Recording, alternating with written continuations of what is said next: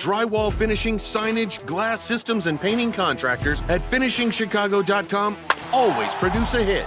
Chicago's top general contractors and property managers rely on Finishing Chicago's industrial and commercial contractors to provide the most well-trained, safety-focused, and reliable crews. Before starting work on your next job site, check out their website, finishingchicago.com, your free resource to find quality finishing contractors. Proud partner of Cubs Radio. There comes a time in many men's lives in which the thought of having another child is not an option.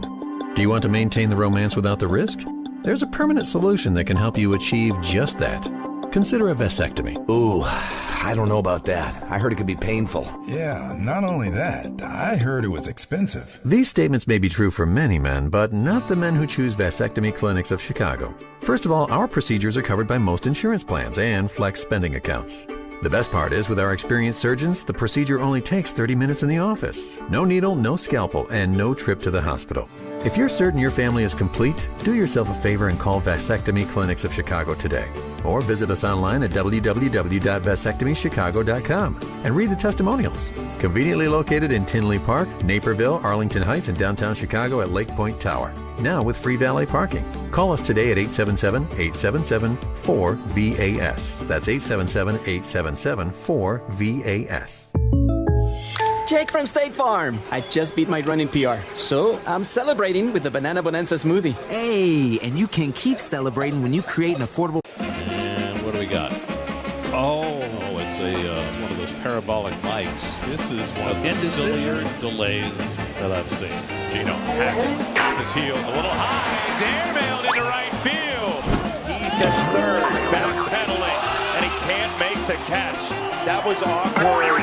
Trying a little trickeration over the field for it. It's worth a shot. Why not? Oh, that's funny.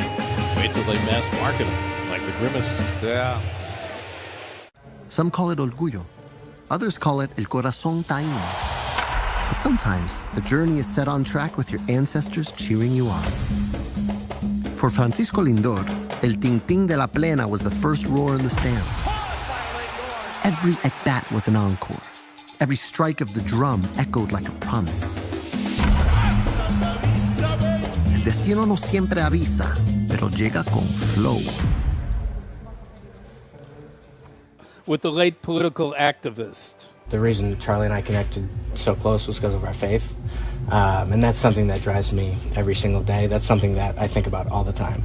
So, if people are wondering, who I am and what I stand for, I'd say that my faith has and the many blessings I've been given is why I'm able to be here.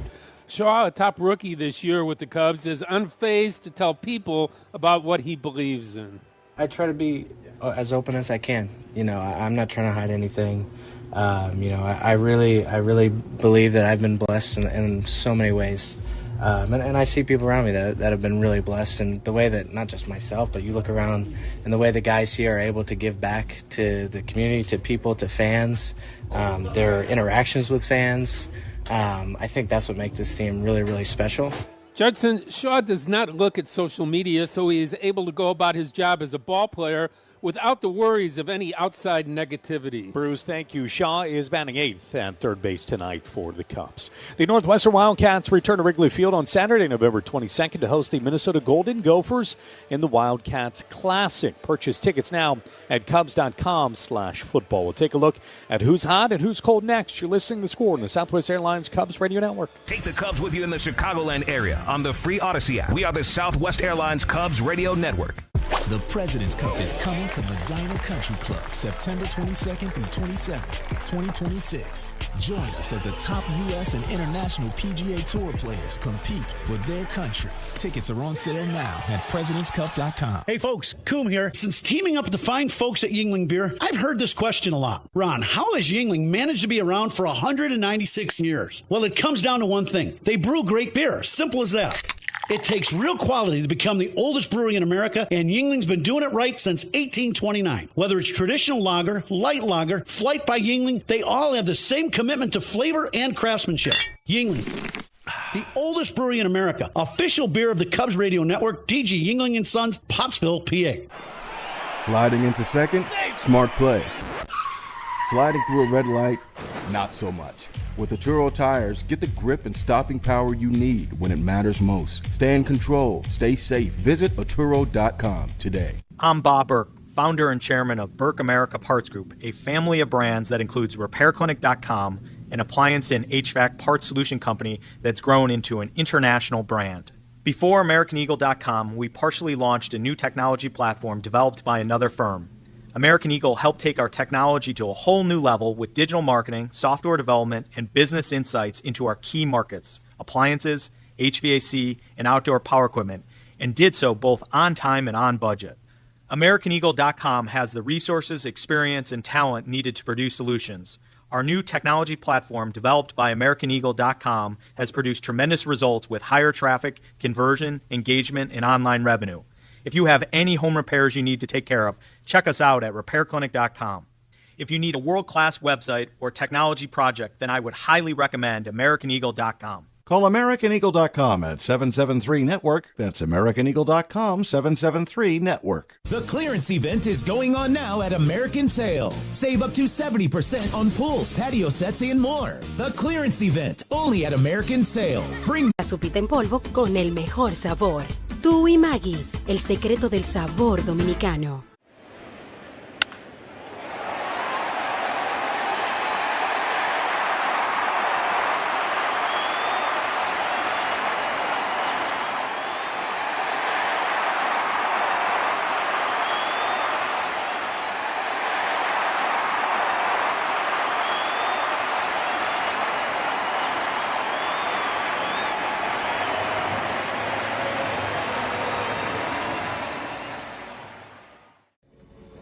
Before he was feared on the field, Ronald Acuña Jr. was chasing wins on a different kind of field. For the Acuñas, el béisbol was a story told in fastballs and late-night rematches.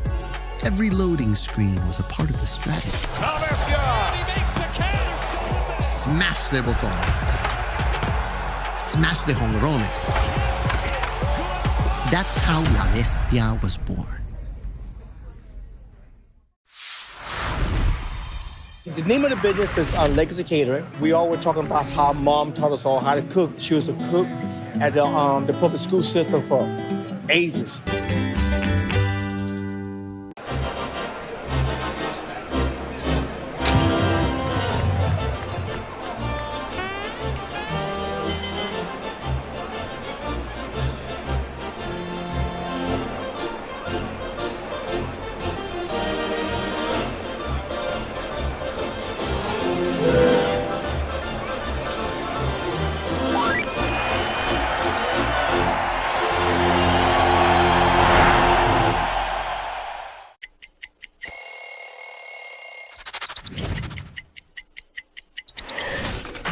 Wow, old school D-backs jersey. This was our alternate jersey that we wore on Saturdays. I was the first team to wear the new colors. They called it Sedona Red. Don't mess up that color. Every time I wore this jersey, I would wear the high socks, black jersey, black hat. I just thought it was a really smooth look, and this is one that I'll never forget. The biggest thing we're bringing is a brand new Tony Gwynn drop I did with his estate. So we just signed a deal at therealist.com to actually go through his entire archives, present them, and auction them off. And to announce it, we did this limited edition 1994 The Lost Season card. Because, you know, between August of 93 and May of 95, Tony Gwynn batted .406 in 162 games. So in the back, we have the stats of what could have been.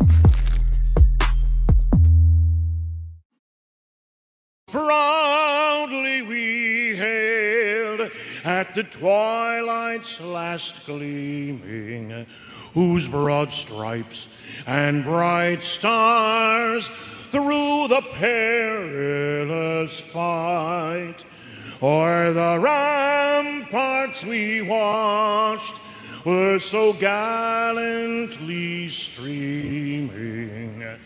And the rocket's red glare, the bombs bursting in air, gave proof through the night that our flag was still there.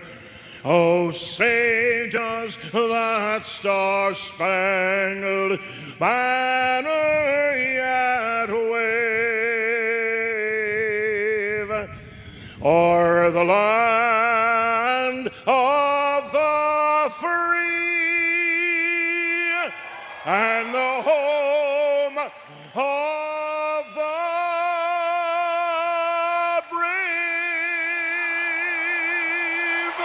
Beautiful rendition by Wayne Messmer here at Wrigley Field. National Anthem sponsored by Patriot Pavement Maintenance, simplifying pavement maintenance for industrial, commercial, and educational clients. We'll check the baseball scoreboard coming up next. This is the Score on the Southwest Airlines Cubs Radio Network. Talking Cubs Monday through Friday on Rahimi Harrison Grody, 10 a.m. to 2 on The Score. As the official water efficiency partner of the Chicago Cubs, Sloan has greeted fans with sustainable restroom products at Wrigley Field for 111 years. And now Sloan is excited to introduce new innovation to Cubs fans throughout the concourse with its brand new bottle fillers to provide clean drinking water while reducing plastic waste throughout the friendly confines. Learn more at Sloan.com and go Cubs go! Let's go! You're still glowing, flirting, grooving. You still got it. But your immune system weakens as you age, making it harder to fight. Before he was feared on the field, Ronald Acuña Jr. was chasing wins on a different kind of field. For the Acuñas, El Béisbol was a story told in fastballs and late-night rematches. Every loading screen was a part of the strategy. Smash de botones. Smash de jonrones. That's how La Bestia was born. A lot of fans and collectors will look at the T206 set as the more famous of the sets that were produced in the early part of the 20th century. And certainly they would carry more financial value. But when you talk to collectors, some will tell you that these T205s are actually more physically attractive. They're maybe the most physically attractive cards produced prior to World War II.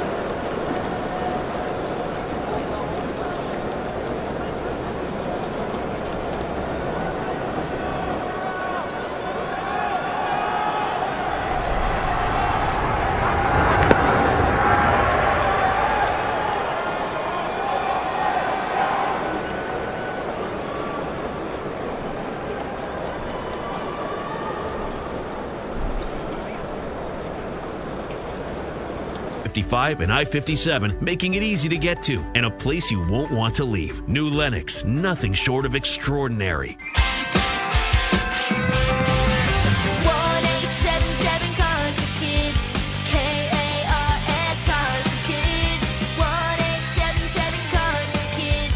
Donate your car today. Call 1-877 Cars for Kids to reach a friendly live agent. Donation for kids to reach a friendly live agent. Donation's super easy, and your car can be picked up as soon as tomorrow. Call us now, 1-877 Cars for Kids. Donate your car today. Did you know you can donate real estate too? Busey Bank, building business, growing wealth since 1868. Proud to be the official bank of the Fighting Illini. Member FDIC. Cubs fans, Pat Hughes here. Join Ron Coomer, Zach Zaidman, and me for every Cubs game on 670 The Score and the South. Some call it orgullo. Others call it el corazón taíno. But sometimes the journey is set on track with your ancestors cheering you on. For Francisco Lindor, el ting-ting de la plena was the first roar in the stands. Every at-bat was an encore. Every strike of the drum echoed like a promise. El destino no siempre avisa, pero llega con flow.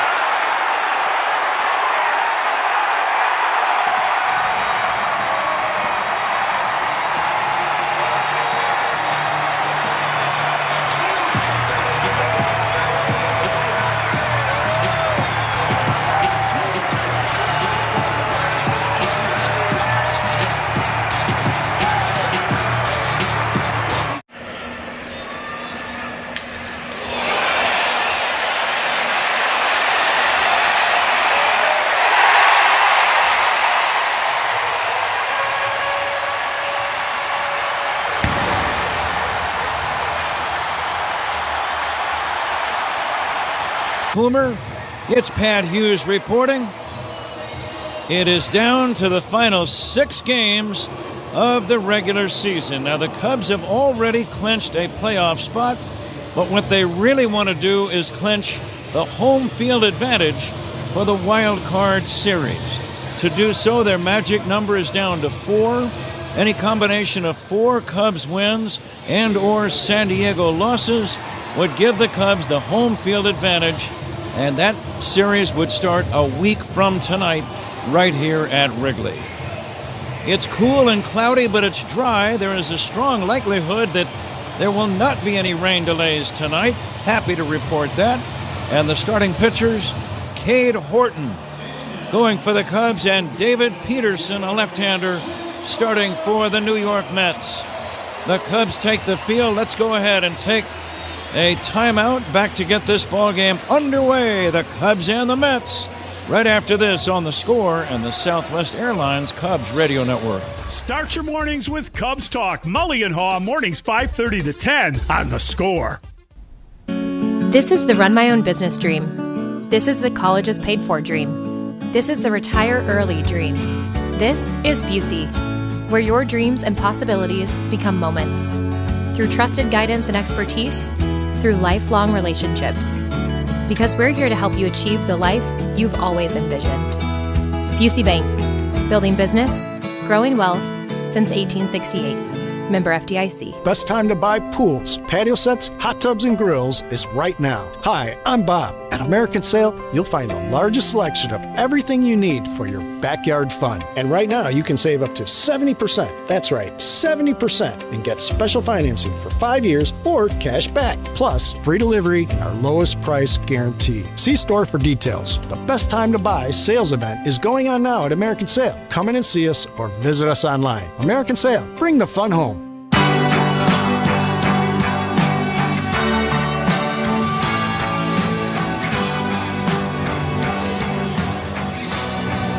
Cubs are on the field defensively in their home white uniforms, the blue pinstripes all over, blue hats, numbers, sleeves, and socks, and a variety of shoe colors. The New York Mets in their traveling grays, gray shirts and trousers, blue numbers trimmed in orange, blue hats and helmets, blue sleeves and socks, and they have a variety of shoe colors as well.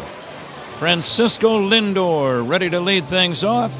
Right-hander Cade Horton has had a brilliant year, particularly outstanding after the All-Star break. More about that later. This ball game and this series is underway. The first pitch to Lindor is taken down low, and away we go. And Ron, it feels kind of like autumn, which always reminds you of postseason play. Yeah, there's nothing like it. The 1-0 pitch hit in the air, deep left center, back toward the wall, and that ball is gone for a home run.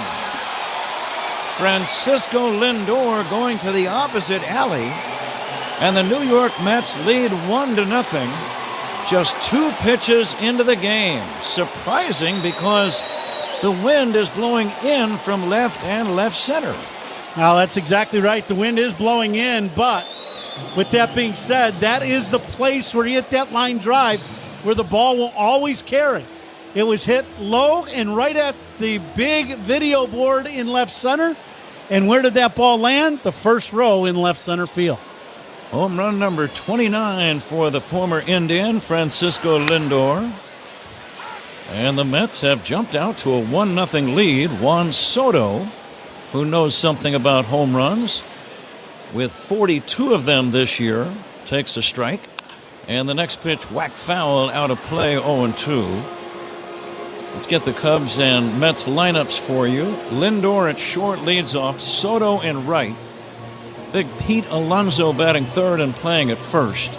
Cleanup man is the center fielder, Brandon Nimmo. Mark Vientos, the DH. Batting sixth at third base, Brett Beatty. Starling Marte in left.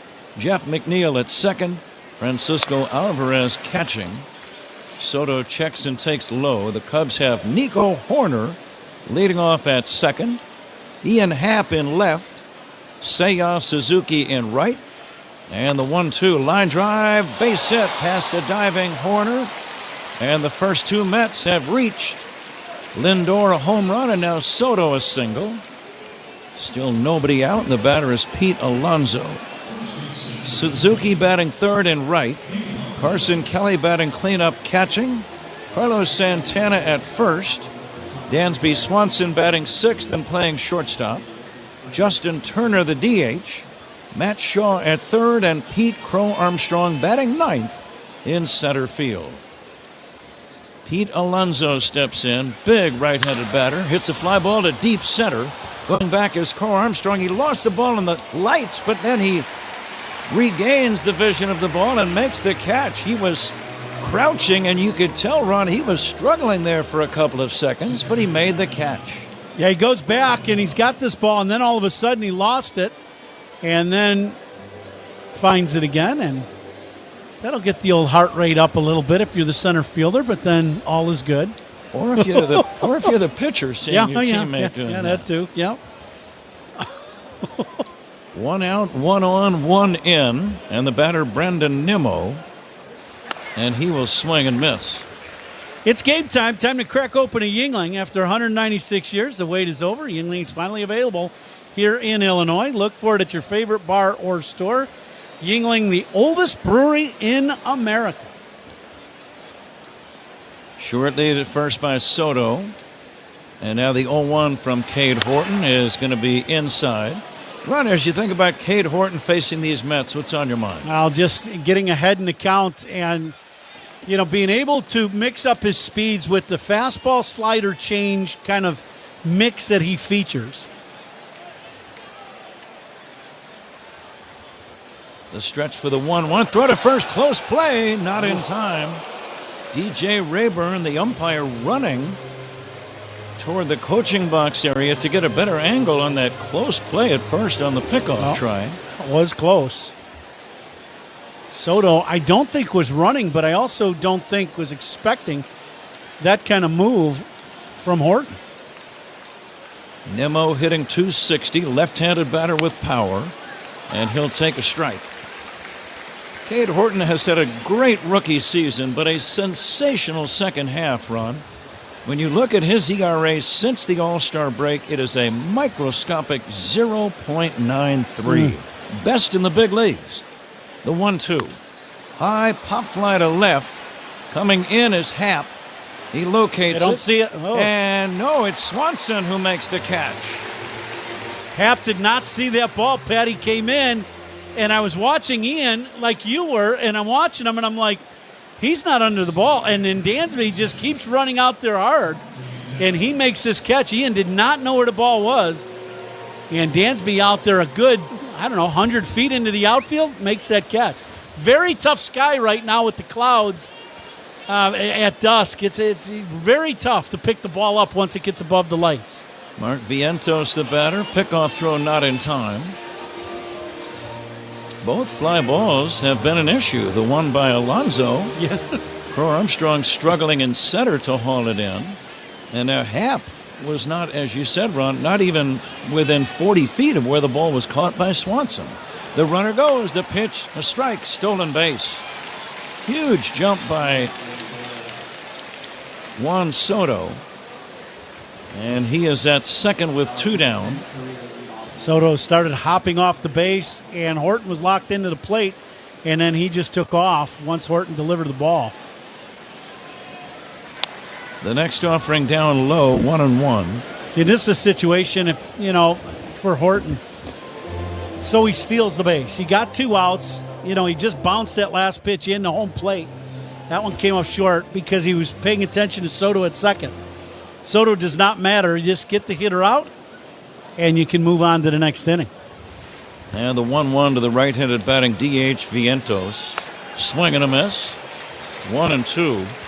I didn't realize Soto was that much of a base stealer. Do you realize he has 36 steals? He's only been caught 4 times. He can run. What a great percentage, too. 1-0 Mets, 2 down, top of the first. Soto dancing away at second. The pitch by Horton, swing and a miss, strike 3. Fastball gets him. The Mets get a run on the leadoff home run by Lindor. As the Cubs come up, it is 1-0 New York on the Score and the Southwest Airlines Cubs radio network. Some call it orgullo. Others call it el corazón taíno. But sometimes the journey is set on track with your ancestors cheering you on. For Francisco Lindor, el ting-ting de la plena was the first roar in the stands. Every at-bat was an encore. Every strike of the drum echoed like a promise. El destino no siempre avisa, pero llega con flow.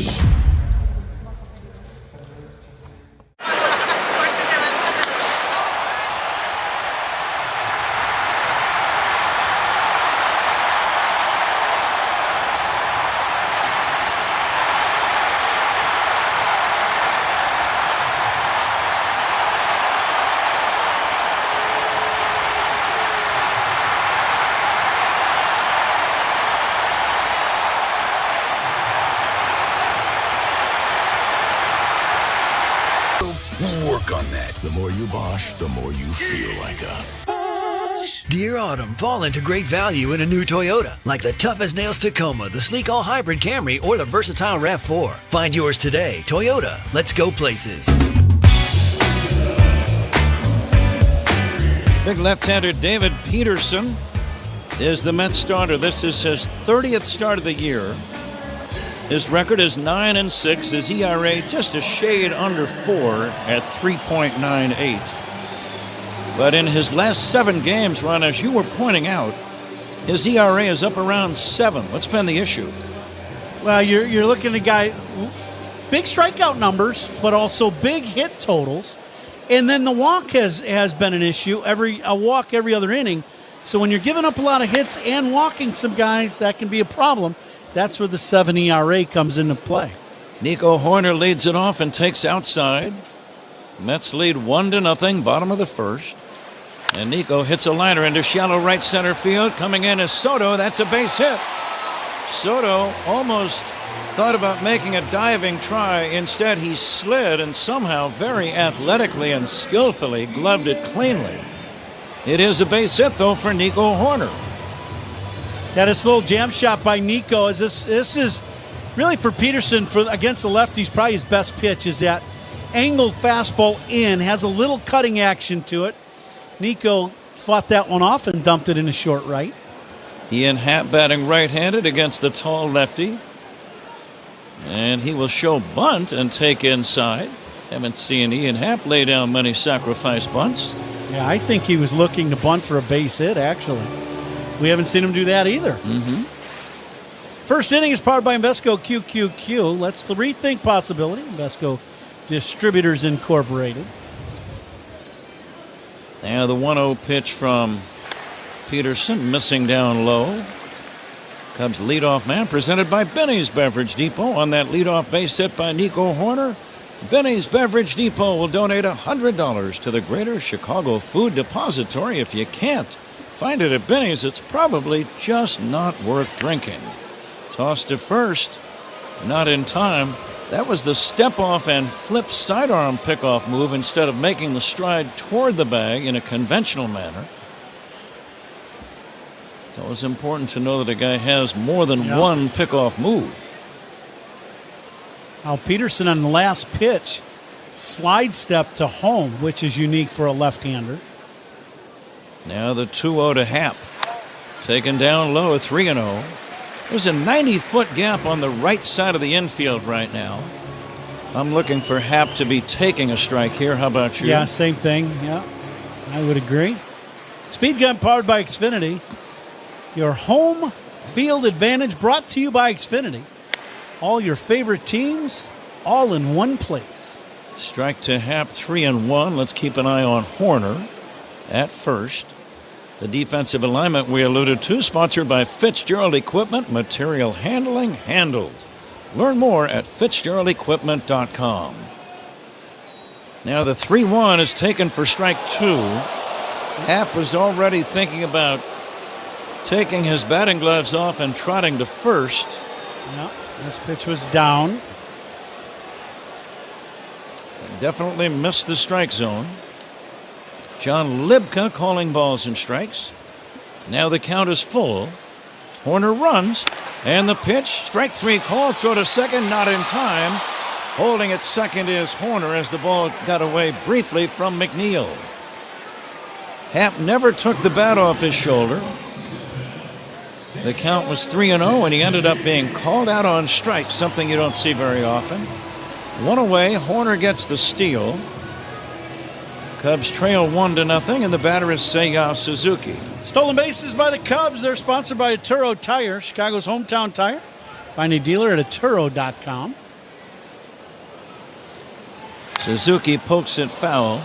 Watching the catcher Alvarez run, he was on his shin guards after receiving that pitch, and that's where he made his throw from. He never stood up and tried to make a stride and get some body behind the throw. And surprising. he didn't get much behind it. He threw the ball way to the right of the second base bag. Not a very good throw.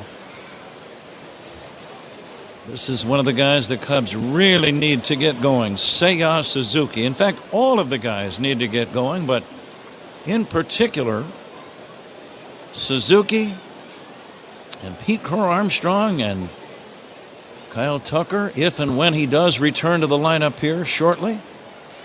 Here's a check swing bouncer up along first. Suzuki will be out as he is tagged by the pitcher.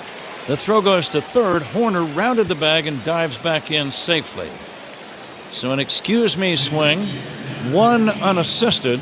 Suzuki is retired as the pitcher ran over, caught the ball, and forced Suzuki to swerve to the inner part of the diamond, but Suzuki had nowhere to go, and he was out.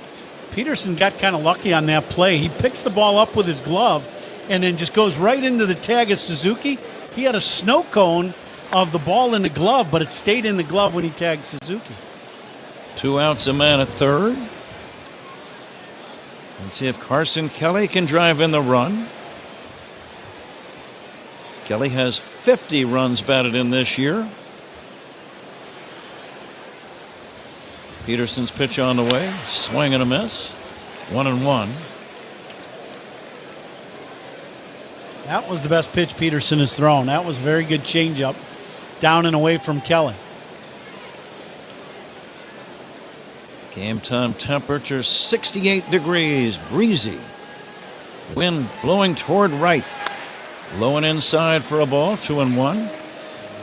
Game time temperature sponsored by Four Seasons Heating, Air Conditioning, Plumbing, and Electric. Your trusted local experts. Four Seasons.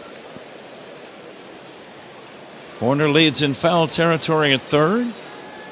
The 2-1 down low. Peterson not real sharp with his command in the opening inning. It kind of goes back to what we were talking about right at the open of the ball game, right? He has not been sharp here lately. The last 7 games have been a little bit of a struggle, command and success-wise. The 3-1 inside. It's ball 4. Cubs have 2 men on. So he went to 3-0, remember, on Ian Happ, the second batter, eventually struck him out. And then 2 batters later, he walks a man. 2 outs, 2 on, runners at first and third for Carlos Santana.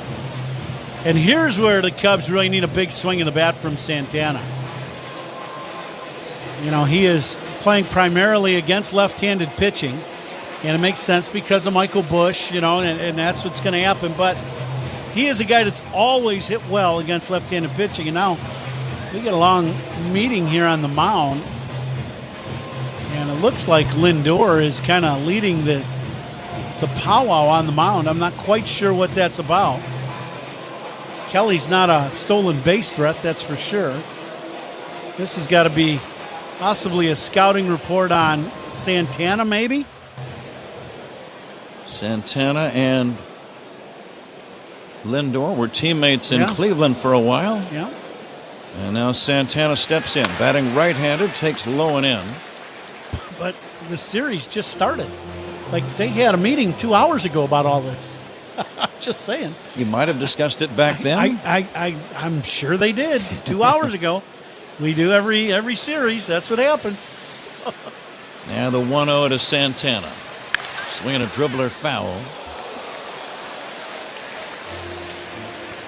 Santana hitting .217 for the year. Still has some power with 11 home runs.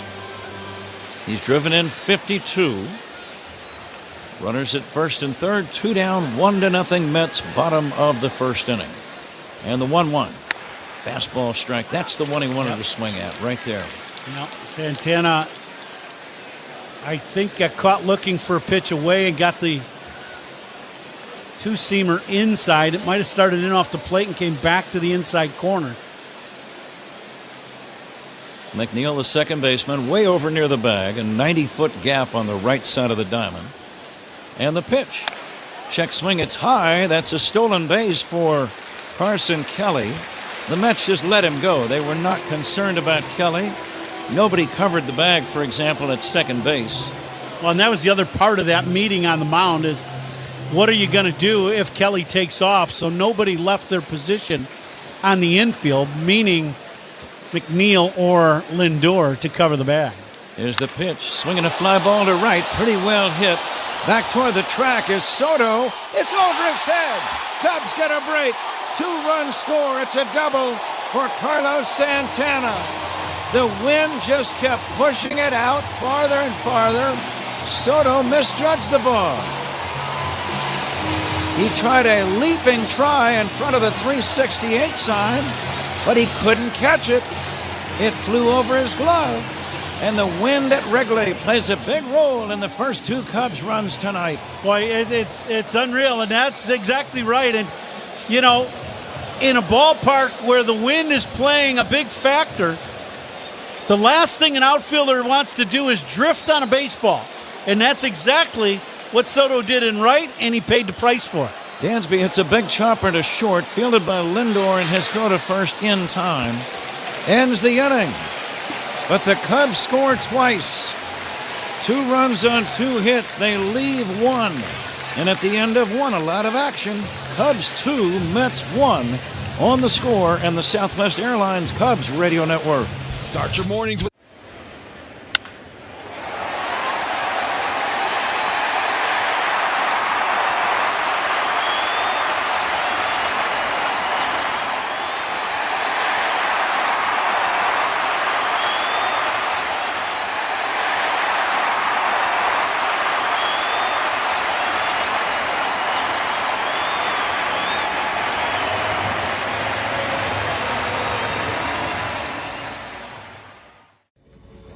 Before he was feared on the field, Ronald Acuna Jr. was chasing wins on a different kind of field. For the Acuñas, el béisbol was a story told in fastballs and late-night rematches.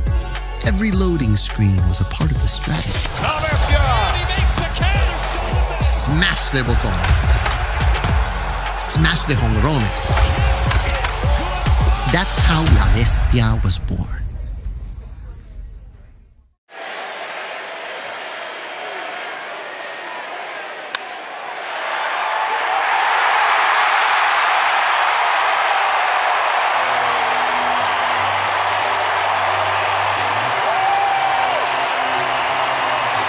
Fetal Medicine Clinic treats high-risk pregnancies from across Chicagoland. They performed an unprecedented 5 in-utero blood transfusions to ensure Ellen and her baby had a compatible blood type. Today, my baby is healthy and full of life. Northwestern Medicine, better. The Chef IQ Sense is a wireless cooking thermometer everyone should have. It eliminates under or overcooking your chicken, fish, or meat to achieve perfection. Order one now on chefiq.com. That's chefiq.com.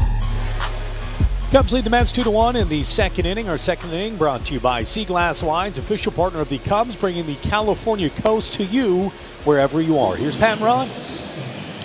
Thanks to Judson Richards. Judson filling in for Zach Zaidman. Zach will return tomorrow for the second game of this series. Cade Horton must feel a sense of rejuvenation after that misplay by Soto in right for the Mets. Brett Beatty leads it off here in the second inning. Left-handed batter drives one toward the gap in right center. On the run, Suzuki makes a sliding backhanded catch. Very nice play by Suzuki after a long run. And we've already seen evidence, Ron, of how difficult playing right field could be tonight with the wind. He made a very nice catch. Well, and I think to your point, the wind helped the Cubs on that one and also helped the ball going over Soto's head. It carried that ball out there maybe a little farther where Suzuki could get to it and make that great sliding catch. One down here, second inning. Starling Marte, the batter. Marte, former Pittsburgh Pirate. He'll take inside for a ball. Speaking of the Pirates, Judson Richards is going to update the game between Pittsburgh and Cincinnati. The Reds and the Mets are tied for the final wild card spot. Here is a swing and a miss in the count 1-2. The Pirates scored 4 in the second inning, and they lead 4-2. That's a fifth inning score at the Great American Ballpark. Fly ball to center, should be routine for Crow Armstrong. It is. 2 down. And the batter, Jeff McNeil. And how about the catch of the game already in the ball game? How about that? Sponsored by Catch Des Moines. Discover the weekend getaway in Des Moines where only the S's are silent. Find all the fun at CatchDesMoines.com. How about that catch by Suzuki? One of the best plays we've seen him make ever. 2 down, Jeff McNeil, the batter. Might be able to pass along a station break here during the at-bat of McNeil. Down in the strike zone for a called strike, 0-1. McNeil hitting .249. Left-handed batter, 12 home runs. Here's the 0-1. Line towards center, coming in, Crow Armstrong. He's got it. 1, 2, 3 for Cade Horton. We go to the bottom of inning number 2. Cubs 2, Mets 1. This is the score. And Some call it orgullo. Others call it el corazón taíno. But sometimes the journey is set on track with your ancestors cheering you on. For Francisco Lindor, el ting-ting de la plena was the first roar in the stands. Every at-bat was an encore. Every strike of the drum echoed like a promise. El destino no siempre avisa, pero llega con flow.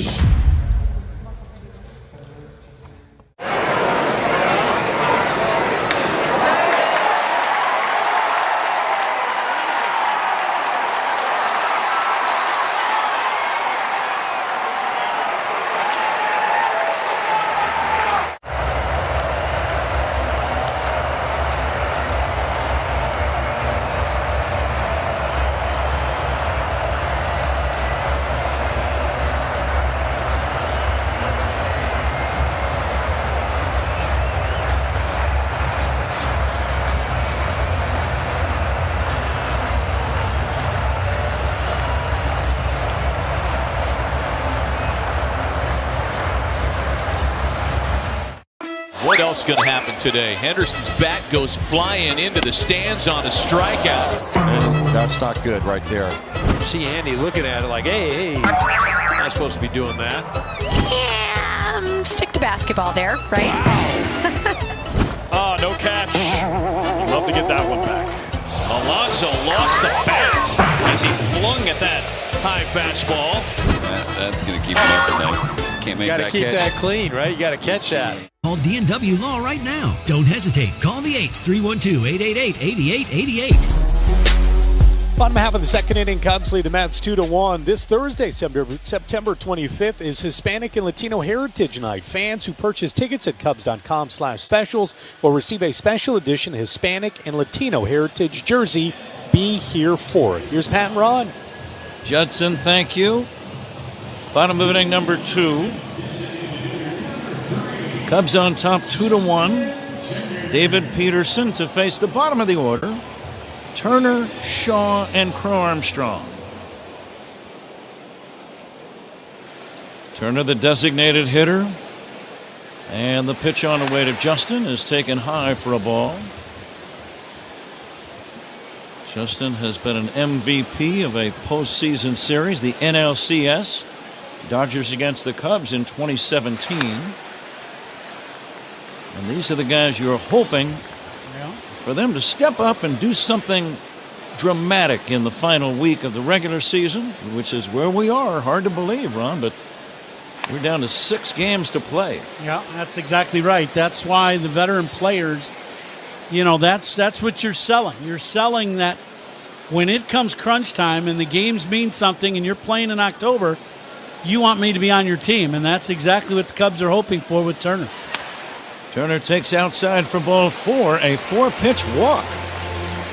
In fact, Ron, I'd go one step further. I'd say before you even sign a guy like Justin Turner, you're thinking, there's a guy who's done some special things in the postseason. Maybe he can do that for us. Yeah, that's exactly right. Yep, that is it. That is it in a nutshell, no doubt. All reviews in this game are sponsored by Northwestern Medicine. Second opinion's always a good idea. Get yours at Northwestern Medicine. Matt Shaw takes a strike. 10 for ID right here. This is The Score and the Southwest Airlines Cubs Radio Network. Covering the Cubs and all of Chicago sports on Rahimi Harrison Grody, 10 to 2 on WSCR Chicago, WBMX HD2 Chicago, and Odyssey Sports Station. Shaw lines a base hit into left field. Turner will stop at second. Cubs have something cooking. 2 men on with nobody out. And Pete Crow Armstrong batting. It'll be lefty against lefty. Ron, how do you see Pete approaching this plate appearance? Well, you got a couple options with Pete at the plate. He's had his struggles against left-handed pitching in the second half. So you can bunt him and push the runners to second and third, or you can just let him swing away and hope for the best. The Mets think they're bunting. They got their infielders on the grass. He's showing bunt. He bunts toward third. A good bunt. Throw goes to first in time. And it advances runners to second and third. Beautiful bunt laid down by Pete Crow Armstrong. You can't do it. That's textbook. When you draw it up, you want your hitter to bunt the ball and square around early. That's first. Bunt the ball at the third baseman. Force him to come in and field the bunt. Have to make the play across the diamond to first. Both runners advance. Great job by Pete. Nico Horner batting. Infield in. Runners at second and third, 1 away. The pitch. Nico will take a strike.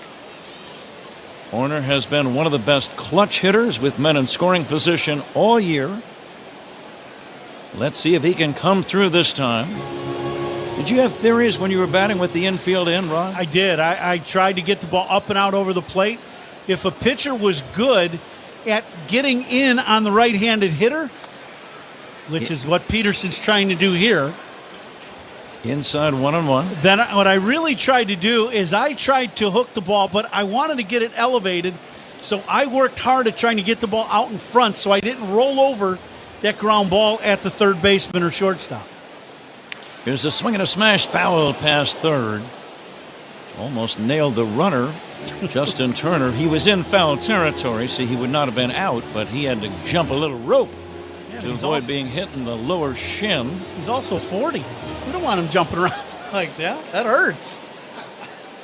40 to me sounds very, very young. Yeah, me too. The 1-2 is swinging a foul back. 1-2 on Nico Horner. He singled, stole a bag, and scored one of the Cubs' runs on the 2-out double by Carlos Santana in the first. The Mets scored on a leadoff home run by Lindor. That was in the first inning. And now the 1-2 from Peterson. Low for a ball, 2-2. Good job by Nico not chasing, as every pitch has been inside, and he knows they're coming inside. You just hope that you can get something on the plate that you can hit and get elevated over this infield. Again, they are all in. The infielders are shallow. Peterson working from the stretch. The tall left-hander ready. And the 2-2. Horner lines a base hit to left. 1 run is in. The throw from Marte to the cutoff man. Runners at first and third holding. And the Cubs now lead 3-1. Nico Horner delivers, as he has done so many times this season, Ron. Having a plan at the plate and knowing what you do best. That ball just leaked out over the strike zone just enough to where, just so we talked about, you can get the barrel to it and get the ball up and over. They pulled in infield and not hook that ground ball at third or short. Great at-bat by Nico. Cubs scored their third run of the ballgame.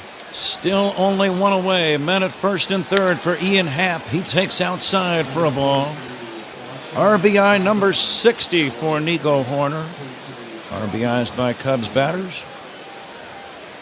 Sponsored by Old National Bank, where relationships and results matter. Get old. Old National Bank. Now the 1-0 to Happ. He'll take a strike. Ian called out on strikes in the first. The infield is back now, Ron. Does that change your approach with men at first and third and the infield back? Well, the only thing, the thing that stays the same about from Nico's at bat is you don't want to hook this ground ball at short or third and hit into the double play. Change up strike on the inside. 1-2. So you know you're going to get pitched inside in this at bat. So that down and in pitch, you want to catch out in front a little bit. That way you can get it elevated. 1-2 on Happ. Cubs lead 3-1. Runners at first and third. One away. Second inning. Happ takes inside for a ball. Every pitch in this at bat has been down and in. The outfield pretty much straight away. Marte, Nimmo, and Soto. Left to right in the outfield. And now the lefty ready for the 2-2. Happ swings and fouls it back. Ian would love to add to his 74 run batted in total right now. Yep. Mets are not messing around. They've got somebody warming in their bullpen because Peterson is very unconvincing right now. And they are kind of in that do or die situation, battling for that last spot in the wild card race. Now the 2-2. Happ takes way outside, ball 3. You reach a point of desperation in a baseball pennant race, and that's exactly where the Mets are right now. See if Nico takes off here on 3-2 with 1 out. Nico's got his lead. He is running. The pitch, line toward left center. Base hit. It goes all the way to the wall. 1 run is in. Here comes Horner scoring. 2-run double, Ian Happ. Cubs lead 5-1. Nico takes off from first, so he is going to score easily on the double. The key play, is the ball going to stick in the ivy or not? It goes in the ivy and then just comes trickling on out, and it turns out to be a 2-run double for Happ, and that's going to be the end of the day for Peterson. Happ with RBI 75 and 76, and the Cubs with a very productive start to this game. 2 in the first and now 3 in the second, leading the Mets 5-1. It's good to be home. I was going to say, welcome back to the friendly confines, boys. Pitching changes by the opposition. These are sponsored by Sloan, official water efficiency partner of the Cubs and leader. Before he was feared on the field, Ronald Acuña Jr. was chasing wins on a different kind of field. For the Acuñas, el béisbol was a story told in fastballs and late-night rematches. Every loading screen was a part of the strategy. Smash de botones. Smash de jonrones. That's how La Bestia was born.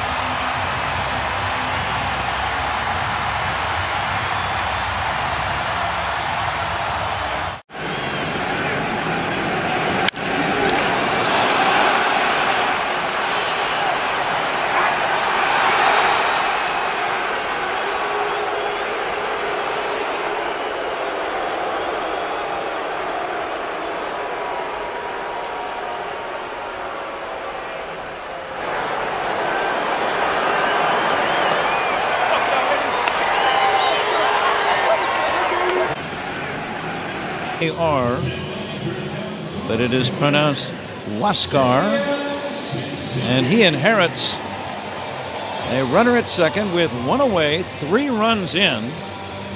Top of the order, Nico Horner with an RBI single to left, and then Ian Happ ripping a 2-run double to left center. After Carlos Santana got a gift 2-run double in the first. A ball that was misplayed by Soto in right. Suzuki will be the first man to face Huascar, and it's in there for a strike. But again, that's where we are in the race. The Mets, right, as we were saying, Ron, you can't wait around until a pitcher finds himself. If he doesn't have it immediately, you got to go to plan B. Well, and even Nico, they're showing a shot of Nico on our monitor. He's looking at the ball going towards the ivy, knowing, is it going to stick in there or not? Because he was going to score easily. And as the ball rolls out of the ivy, he gives it a wow, and he keeps going around third. So that's pretty good. Nico so far 2 for 2, 2 runs scored, a stolen base, and an RBI. Deep drive to right, in the corner, slicing toward foul territory, and out of play, foul. That's the way the wind is blowing, so any ball in the air to right, Ron, you have to wait, because it might dance and do some strange things in this breeze. Yeah, it's already played a big factor in the ball game. You know, when you think about it, Lindor hits the second pitch of the game out of the park and, you know, kind of takes the air out of Wrigley Field a little bit. And then a 2-run mistake by Soto and right, and the Cubs have been rolling ever since. Suzuki swings and misses, strike 3, and that's out number 2. It's up to Carson Kelly. Carson had a base on balls and scored a run in the first.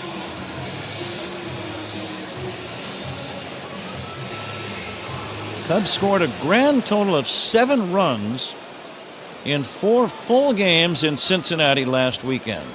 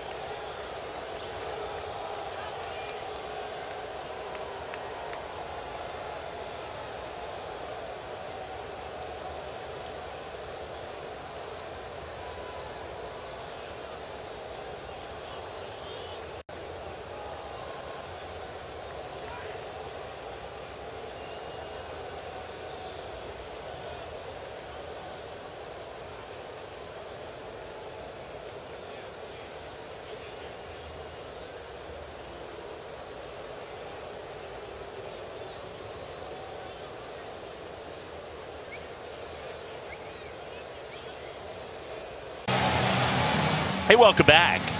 And we go to the top of the third. Cubs lead at 5-1. And how about we check out the defensive setup for the Cubs? It's brought to you by UI Health. Hap the Gold Glover in left, PCA in center, Suzuki in right, Shaw, Swanson, Horner, and Santana third to first with Kelly behind the plate. There's a pretty good chance Nico Horner could collect his second Gold Glove. And we talked about how Pete Crow Armstrong should have a very good chance to win his first and possibly even a platinum glove. Ian Happ might collect more gold. No doubt. A really good defensive group they have. Santana's a Gold Glove Award winner. He has a gold records too. Santana? Santana. I get it. 0-2 to Alvarez. Swing and a miss, and Horton overpowers him. There's one away.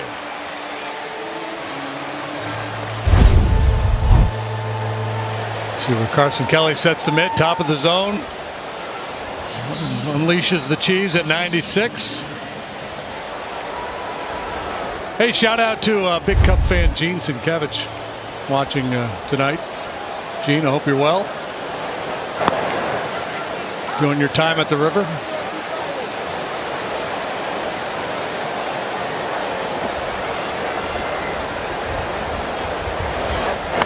Funny, I was looking at this Mets lineup earlier, Boog. Lindor, Soto, Alonso. Back in the day, right? That would have been 3, 4, 5 in your batting order. Yep. Not 1, 2, 3. I know it. Lindor slaps that one to center. And Pete Armstrong makes the catch. PCA Gold Glove style on display. Remember, was it earlier this year, last year, when PCA talked about Craig Counsell challenging him to catch everything? Precisely what he does here. T-Mobile coverage cam. He gets a good read, good break, and then commits.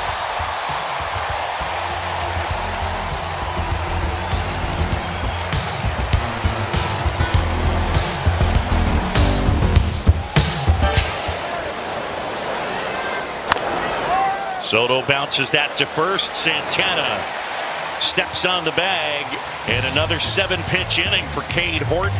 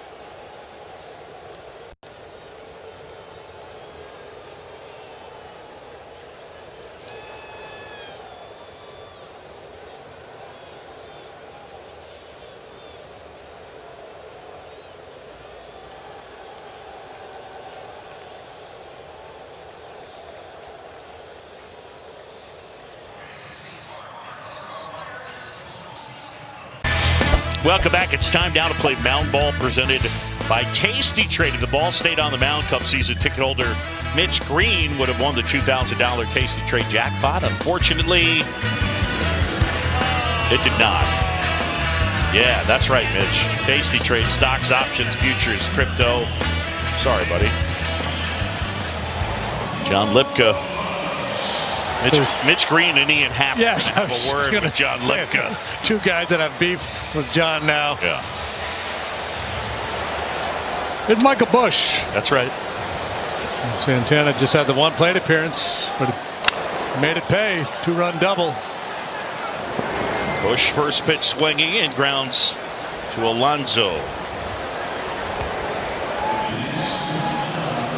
Cubs are dominating the time of possession here tonight. Cade Horton got the last 6 outs, 14 pitches. They're looking great on both sides of the ball. Oh, no. Yes. That's what I'm talking about, T-Mac. Yes. Get thee back to the gridiron. Top rope, T-Mac. Go.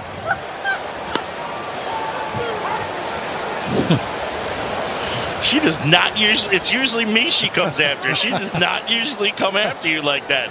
And she went right up to the top rope. Oh, my gosh. Stick around in the 5th. T-Mac will have an update on a knuckle curve.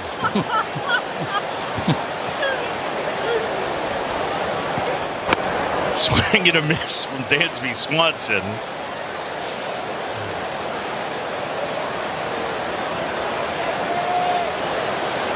Cubs have batted for 24 minutes. The Mets have hit for 11. How about Coop being all over that? Beatty handles the chance, and there's 2 away. Hey, folks, the Northwestern Wildcats return to Wrigley Field on Saturday, November 22nd to host the Minnesota Golden Gophers in the Wildcats Classic. Purchase tickets now at Cubs.com/football. Speaking of both sides of the ball.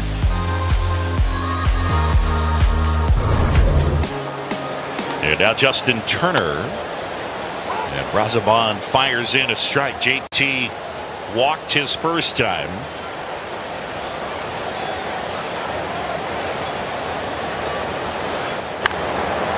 And got to keep pushing. So Met lineup has a lot of firepower. Gary Cohen, the voice of the Mets, told me this Met lineup tonight has more total homers in it by 16 than any lineup in the history of the Mets. So that's hit for the Mets. Yeah. So this current group right out here on this year. Yep.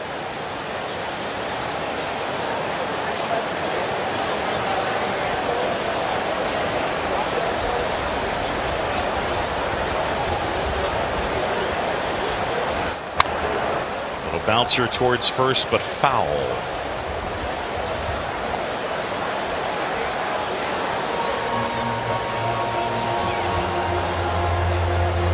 Michael Soroka is up in the Cubs bullpen, and that's not good news.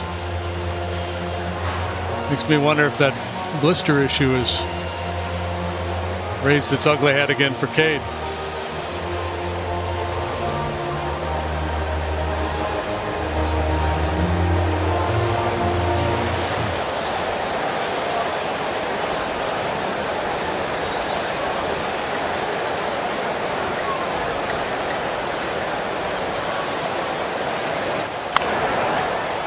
One hopper to short. Lindor. Turner is out. Brazoban gets him 1, 2, 3. We'll move to the 4th, and it's 5-1.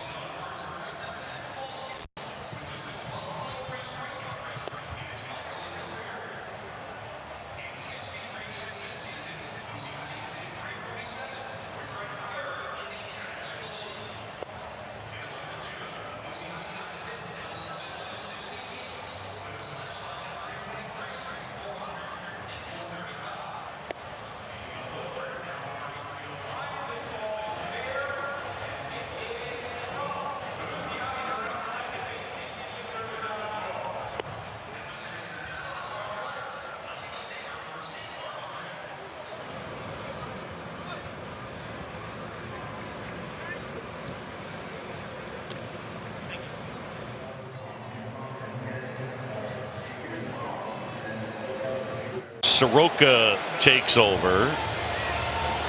And, I mean, look, they've been protecting Cade Horton in terms of pitches and innings, but this feels a little early.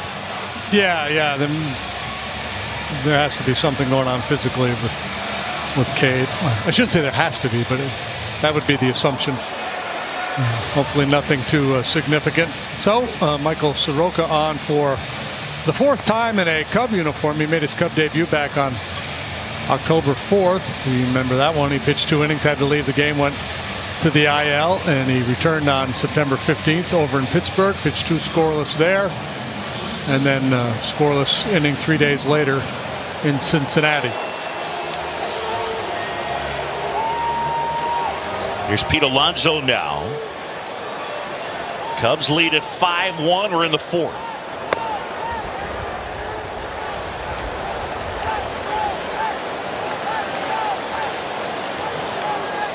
That's an old school looking bat that the polar bear is wielding. Holy cow.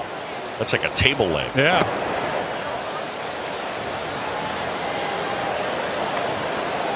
Look at that thing. It's like, holy cow. Something Harmon Killebrew might have swung back in the day.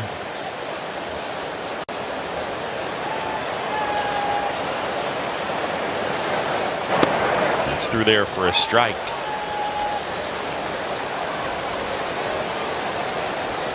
Who swung the biggest bat on your team?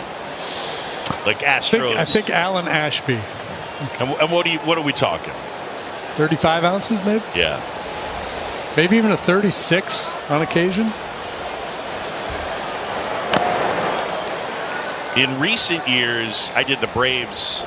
Well, it wasn't very recent, but Garrett Anderson played a year for the Braves, and he told me that he spent a year with the Angels, and he swung a 36-35 the entire year. And Alonso, no argument, down on strikes on that slurve. Good start to his night as he falls behind, but ultimately comes back to punch out Alonso with a good breaker. Cam. No dispute from Big Pete. It's amazing too. You pick up a 32-ounce bat, and then you pick up a 35-ounce bat. And you think it shouldn't be a significant difference, but you can feel it. And these guys are ridiculous. How good a lot of them are in terms of feeling the difference in the weight. Horner handles that. Nimmo is out. And 2 quick outs for Soroka. Hey, coming up, our 7th inning stretch will be sung by that guy, Chicago's own John Mulaney. One of the best stand-up comedians going. Yeah, he's great. Oh my gosh. I mean, about as funny as he's really smart. It's really clever, and I would. That'd be a good guy to have at your dinner party. Yeah, he'll join us bottom of the 6th. We're gonna have a little chat with him as Vientos swings. I think he's got news. He's got an announcement to make. Yeah, he does.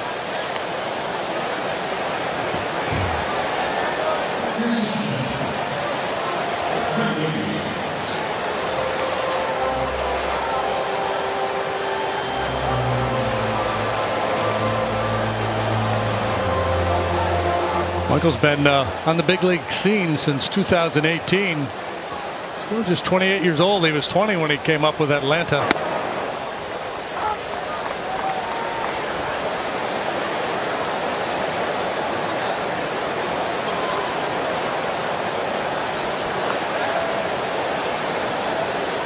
Two outs, man at first.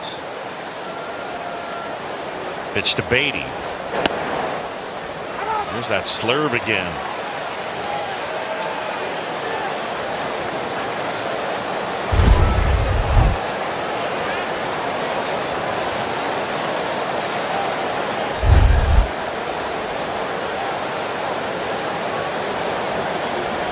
If you're at home and you want to call that a curveball, feel free. Yeah. Even a knuckle curve if you want. No. What?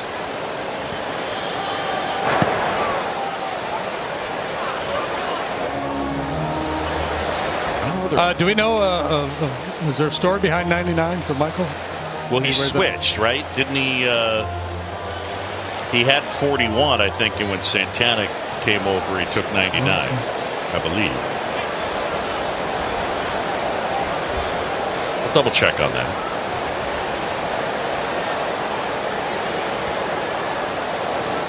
Yeah, he was 41, and then Santana came in. You know, when Michael first got here, and I was looking at his bio, and it said he was a 6'5", 250 pounds. I said, no way.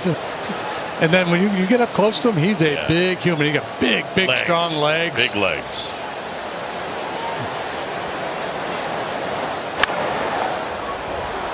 Bush smothers that. And Soroka pitches around a 2-out single.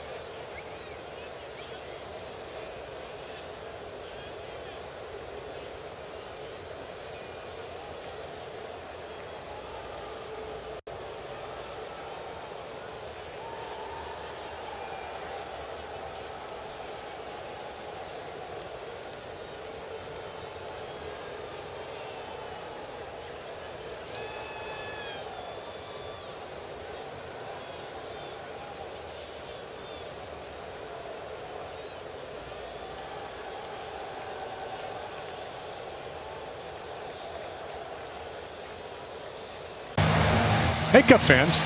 Go to MarqueeSportsNetwork.com for the latest Cubs news and in-depth feature stories presented by Jeff Vukovich, your local nationwide insurance agent. Visit JeffVuk.com. Nationwide is on your side. JD, we got mail. Welcome to the Budweiser broadcast booth. This Bud's for you. Boog and Jim. Hello, guys. I've heard you guys talk about the oven mitts often. I happened to see this on eBay and thought it would be a great addition to your Budweiser broadcast booth. Maybe you could get PCA to break it in for next year. Keep up the great work. Enjoy listening to you. Hope to come to the game on September 26th against the Cardinals with my son and grandsons. That's Keith. And he got us a Budweiser oven mitt that I'm currently Thanks, wearing. Keith. Yeah, try it on. Very thoughtful of you. Another shot. I've never had a Budweiser oven mitt.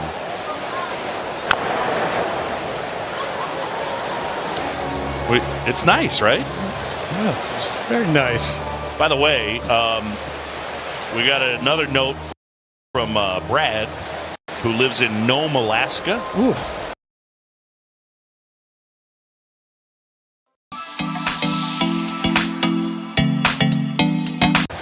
Who lives in Nome, Alaska. Oof. And he's coming to the game.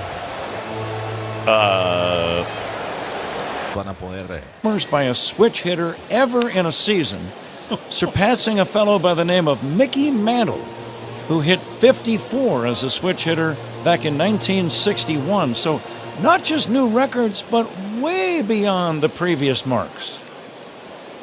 Swing and a miss, strike three, and Shaw is out number one. It's amazing. So if you were to think about that and you were Raleigh, and you saw like a stat sheet of all-time home run leaders as switch hitters, and you were at the top, and Mickey Mantle was right in behind you, I would get that thing blown up as big as I could and have that framed right in my house. And you don't think Mariner fans might purchase a copy of that for themselves to put on their den wall or their business wall? What do you call that thing you do on the... Make me an offer? No, the side action, right? Little side hustle? Side hustle, there you go. A little side hustle, there you go. Not that he's going to need a lot of side hustle after hitting 58 bombs I would say. As a catcher. 1-0 on Pete Crow Armstrong.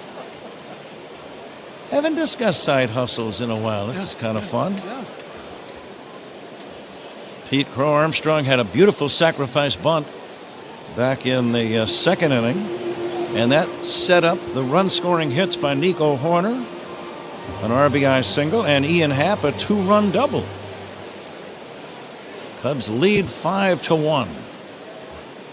Bottom of inning number 4. Here's a liner soft, out of the range of a diving Lindor. Base hit to left.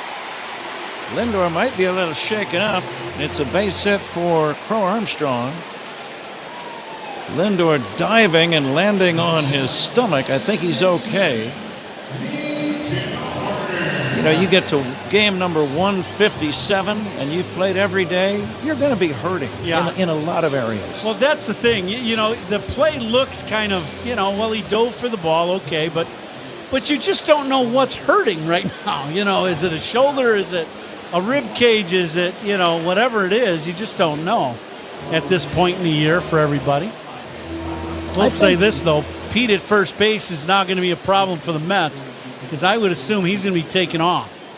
He's not running as Nico Horner takes inside. Cubs lead 5-1. I'll bet, Ron, and you were an everyday player for a while. If you play every day, 162 games, especially on the turf in Minnesota, I'll bet there were 10 different things that were hurting.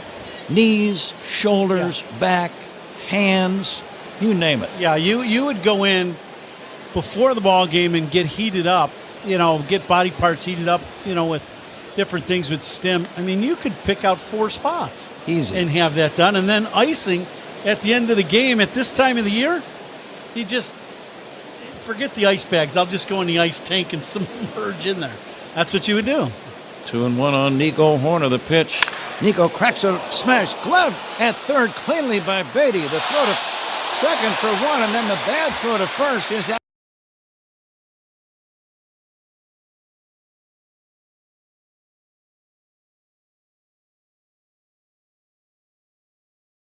Second for 1, and then the bad throw to first is out of play. No, they are not going to challenge. They were wondering about the out at second also, I think. But Nico is now going to go to second base. And I think Pete just disrupted McNeil coming into the second base bag as hard as he did. He came in, but he came in straight into the bat and didn't make contact. But because he was there so quick, McNeil, not accustomed to having a guy slide into him now, threw that ball wild, and Pete affected the play, and Nico's at second. 2 outs, a man at second. Ian Happ batting left-handed for the first time.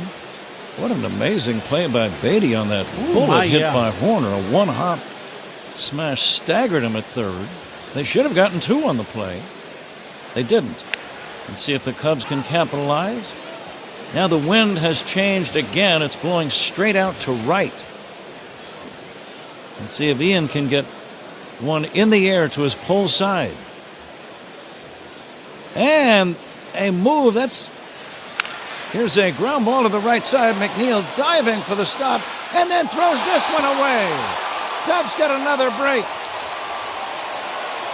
Scoring on the play is Nico Horner. Happ gets the infield single. McNeil on back-to-back plays makes throwing errors. We might be at the time of the year, Ron, where nothing is really routine. Yeah, this is a play. He slides for this ball, makes the play, comes up with it, stands up, and then just pulls this throw and throws it into foul territory. And Alonso reaching over, but he can only go so far because you got Happ barreling into him from behind. This ball goes way behind home plate, and the Cubs score another run as Nico scores all the way from second. I thought Brazoban was going to be called for a balk. Before he delivered the pitch, he made a little flinch of a move, I thought. I did not see it. You yelled. I was looking at my scorebook, and I looked up, and I missed what you had seen. So I am not sure. But if they flinch at all, it's a balk. But you just don't see that called much anymore. Happ safe at first. No RBI. E4 as Horner scores for the third time in the game. Cubs on top 6-1. Seen some unusual plays in this game already. And now the 1-0. And Suzuki will take a strike. Now, the one thing about playing at this time of the year and when you're playing with everything on the line, you really have to play clean baseball. And when you don't, it usually costs you. Bouncer to short, Lindor to second. There's the force. That's the inning. The Cubs get a gift run. 1 run on 2 hits. 1 error, 1 left. We go to the 5th inning. Judson Richards will join Ron Coomer in a moment. Cubs 6, Mets 1. This is The Score and the Southwest Airlines Cubs Radio Network. Hey, Cubs fans. It's Pete Crow Armstrong. Listen to every game here on the Chicago Cubs Radio Network.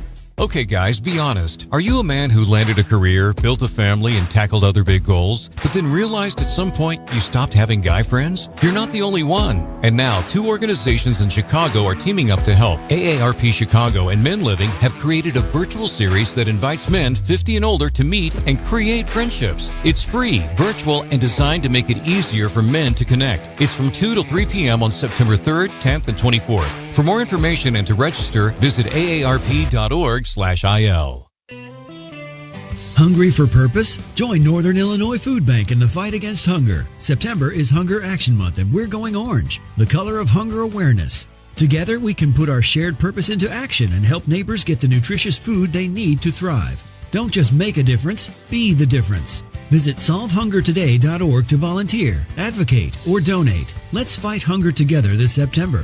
Northern Illinois Food Bank. Neighbors empowered. Fall is a time for football, falling leaves, cozy fires, and of course a fresh haircut at Great Clips. Whether you want a whole new look for the season or just a trim on a cut you already love, the skilled stylists at your local Great Clips salon are ready to bring it to life for less. With convenient online check-in, you can stop in whenever it works for you. And with the affordable prices at Great Clips, you'll save money for fall fun too. So what are you waiting for? Download the app today and get a fresh haircut for fall at Great Clips. It's gonna be great. Surround yourself in color with Regal Select from Benjamin Moore. Rich, durable, and effortlessly beautiful. Find yours at your locally owned retailer. Visit BenjaminMoore.com today. It's 5-1 ball game in the 5th inning. Cubs lead the Mets. The lights are on, as you may have guessed. The lights are on. Sponsored by AARP. Choose how you age with AARP. Here's Ron Coomer. Well, Cubs, very interesting ball game. There's been some crazy plays in this game that you don't expect. Cubs scored 2 runs on 2 errors by McNeil, who's usually a pretty good defensive player. 2 wild throws, and the Cubs score 2 more. Or score 1 in the 4th, but the Cubs are up 6-1. First pitch by Soroka is in for a strike. Nico Horner has scored 3 runs in this ball game in the first 4 innings. Next pitch, down and away to Starling Marte. Coom, you got to think that the Juan Soto ball in the first inning was misplayed, which led to a couple runs. Wasn't charged in the air, but another misplay. Next pitch in there for a strike. Absolutely. That to me is the play of the game so far. Is Soroka. I thought he called that a strike. The scoreboard says 2-1. Next pitch to Marte. This one misses wide, and it counts 3-1. But after the home run by Lindor on the second pitch of the game, right away the Mets started out, doing real well and really kind of took the air out of the ballpark here at Wrigley. It got kind of quiet, and then after that play, it's been all Cubs. Marte hooks this little ground ball foul. Count will go to 3-2. Pretty good cutter there. A little four-seamer that kind of ran away from Marte. A little dribbler to Shaw foul. Yeah, Coom, you talk about the season of scoreboard watching. The Pirates are leading the Reds 4-2 in the top of the 8th inning. The Reds have the tiebreaker against the Mets, so this is the time to do it. I mean, they're certainly scoreboard watching. Next pitch hammered back up the middle by Marte. It'll be a base hit. Leadoff single for Marte here in the 5th. Cubs up 6-1. Bring up McNeil, and he's going to be grinding up there at the plate after making 2 errors and costing his team a run last inning. Pat was talking about last inning, a wind blowing out early in the game to right, really towards the right field foul pole. Then it would start blowing in. Now again, blowing back out towards right and really at the foul pole. Soroka set. First pitch just misses wide for a ball. Coon, the Cubs are in their pinstripes and blue hats. A uniform description sponsored by Benjamin Moore on the field or walls of your home. The right team and colors make all the difference. Official paint of the Chicago Cubs. Next pitch by Soroka. He's set long set. Gets right down to the pitch clock ending, and Neal hits a little soft pop-up. And it'll be caught by Nico Horner just in short right. He flips over to first. Marte gets back. Marte got a little frisky, going about halfway to second base and then realizing Nico was going to make this catch and he had to hustle back. Got back fairly easily. First out in the inning. Bring up Alvarez. Alvarez punched out in the third. And that turned out to be the last hitter that Cade Horton faced in this ballgame, as he came out of the game and Soroka came in after 3 innings. First pitch in for a strike, little breaking ball from Soroka. Going Major League Baseball season's always long, but at one point the Mets were 45-24. 21 games over 500, now just 4. That pitch misses wide, counts 1-1. That's what you're saying about Horton. 3 quality innings, gave up the home run to left, and then what Counts was doing when he was talking to the umpires, we just don't know. We're guessing. He was pointing at his back, but, that could be a lot of things. And we'll just have to see what happened with Horton. 1-1 pitch now from Soroka to Alvarez. Check swing, no swing. Counts 2-1. Yeah, he threw just 29 pitches. I will say Soroka was warming during the inning that Horton was out on the mound.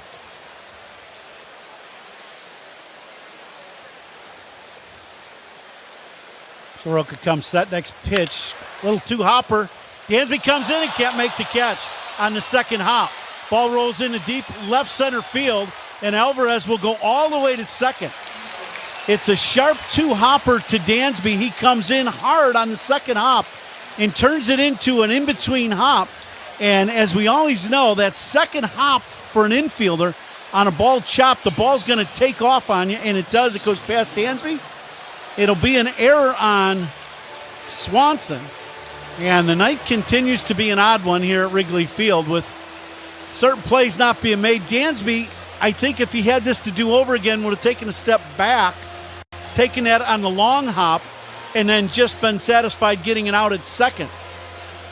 But because he did not, and the ball bounced past him, now you get second and third one out. And it is just an odd ball game today, that's for sure. As that's, I would say, the 4th missed play of the ball game. And we're only in the 5th. Yeah, Dansby is not a guy you see get caught in between much either.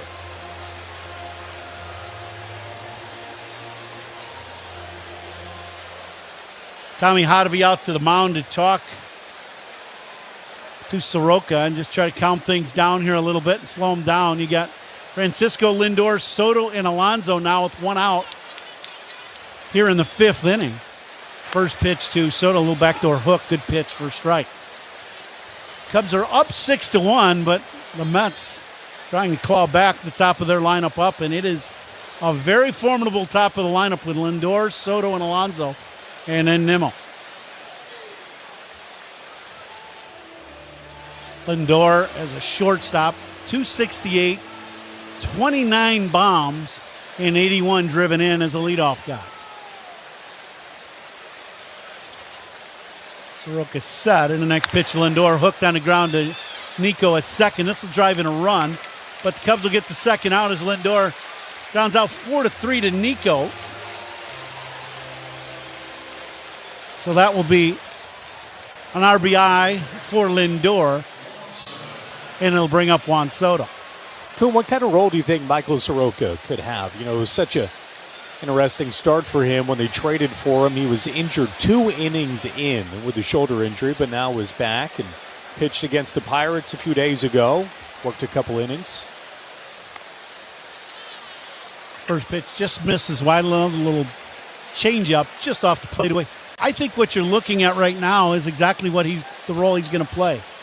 if the Cubs need innings out of somebody, he's going to be the guy. As he has been a starter, as Pat mentioned last inning. This pitch breaking ball down to Soto, and it counts 2-0.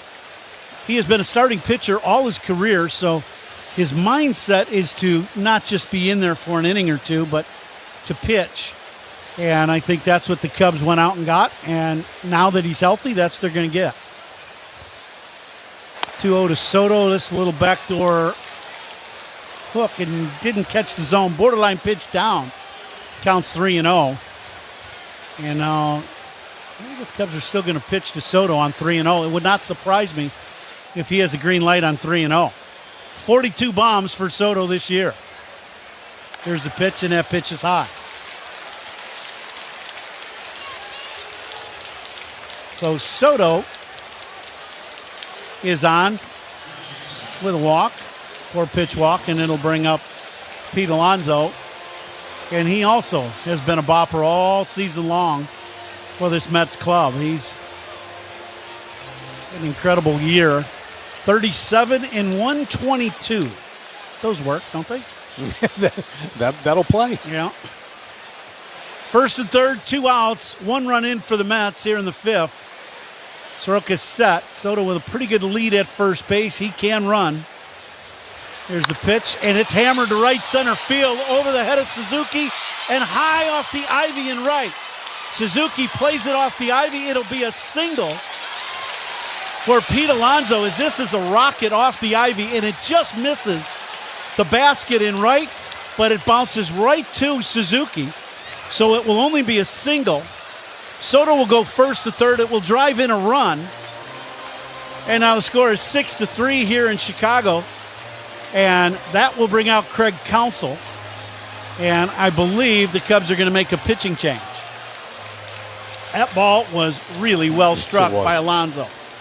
Counsell out, Soroka out, and the Cubs will make a pitching change. You're listening to The Score in the Southwest Airlines Cubs Radio Network. Hey Cubs fans, it's Nico Horner. Listen to every game here on the Chicago Cubs Radio Network.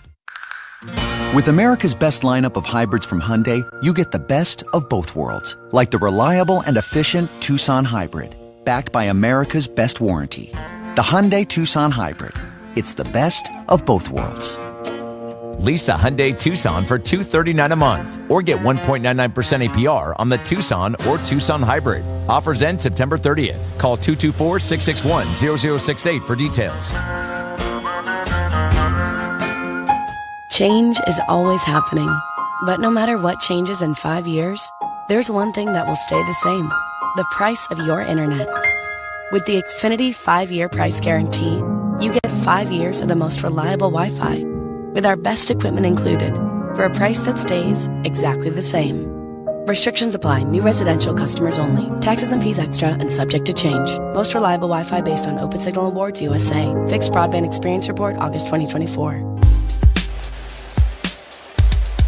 Top of the 5th inning, 2 outs. We have a pitching change to tell you about in just a moment. Cubs lead the Mets 6-3. Before we get to that, let's pause 10 seconds.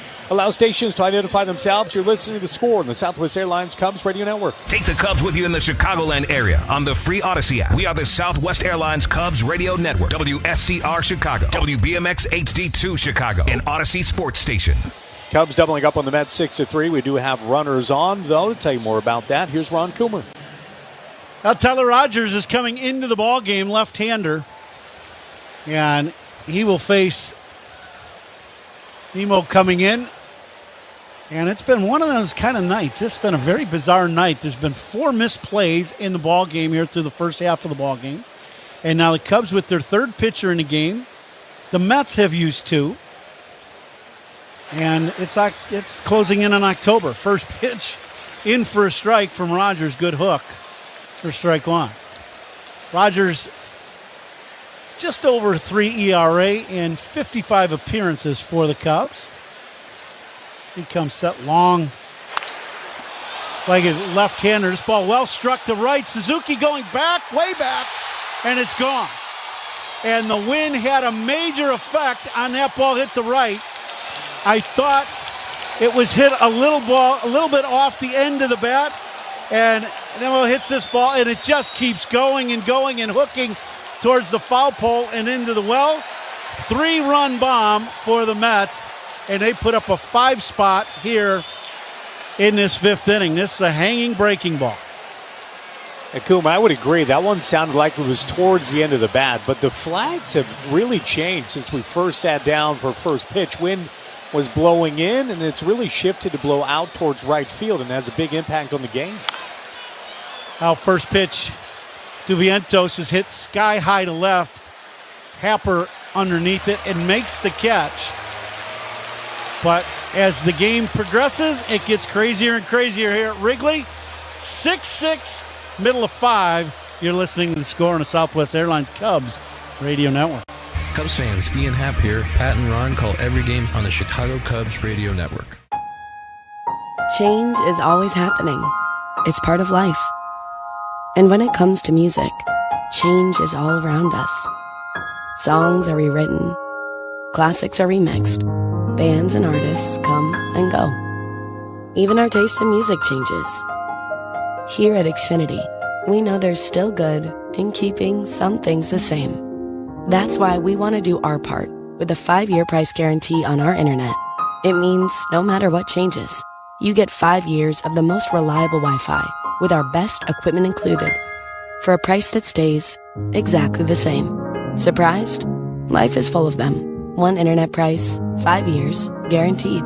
Learn more at xfinity.com/deals. Restrictions apply. New residential customers only. Taxes and fees extra and subject to change. Most reliable Wi-Fi based on Open Signal Awards USA. Fixed Broadband Experience Report, August 2024. Hey folks, Coom here. Since teaming up with the fine folks at Yuengling Beer, I've heard this question a lot. Ron, how has Yuengling managed to be around for 196 years? Well, it comes down to one thing. They brew great beer. Simple as that. It takes real quality to become the oldest brewery in America, and Yuengling's been doing it right since 1829. Whether it's traditional lager, light lager, Flight by Yuengling, they all have the same commitment to flavor and craftsmanship. Yuengling, the oldest brewery in America. Official beer of the Cubs Radio Network, DG Yuengling & Sons, Pottsville, PA. You deserve a car that thrills you. And Nissan's got an exciting full line that'll put goosebumps on your goosebumps. Experience the thrill for yourself. Shop your local Nissan store and NissanUSA.com today.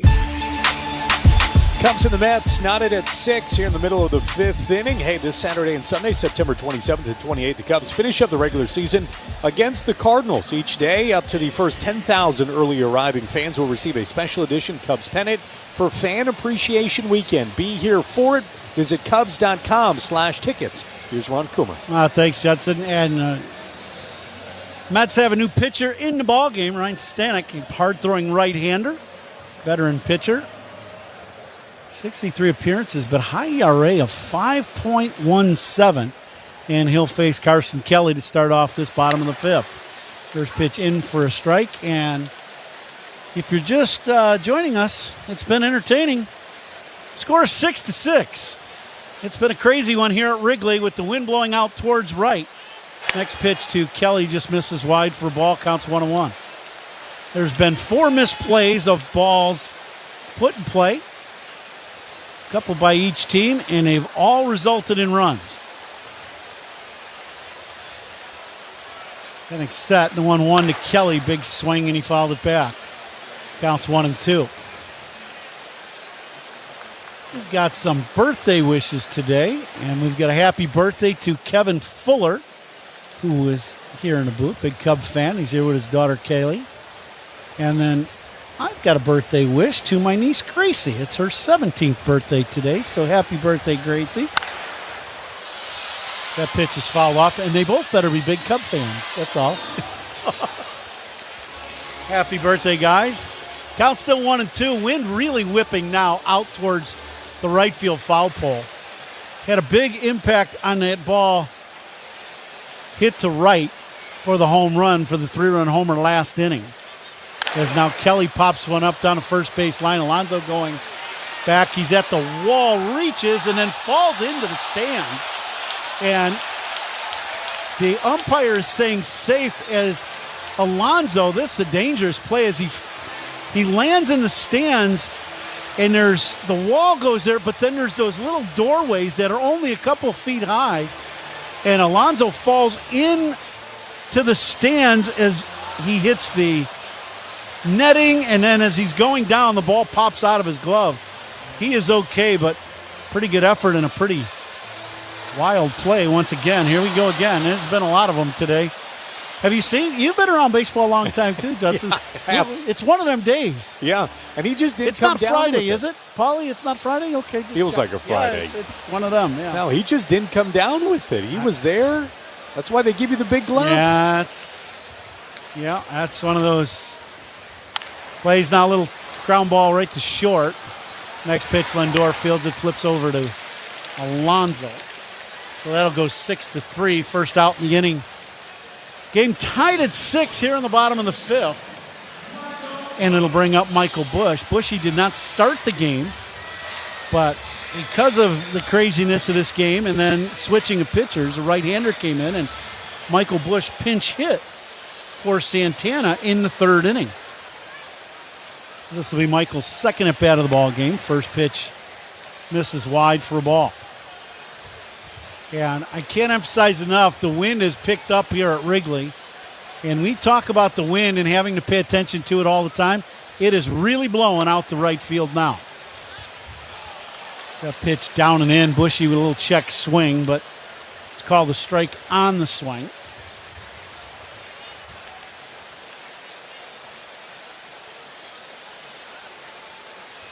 Next pitch from Stanek. That's in for a strike. Little slider.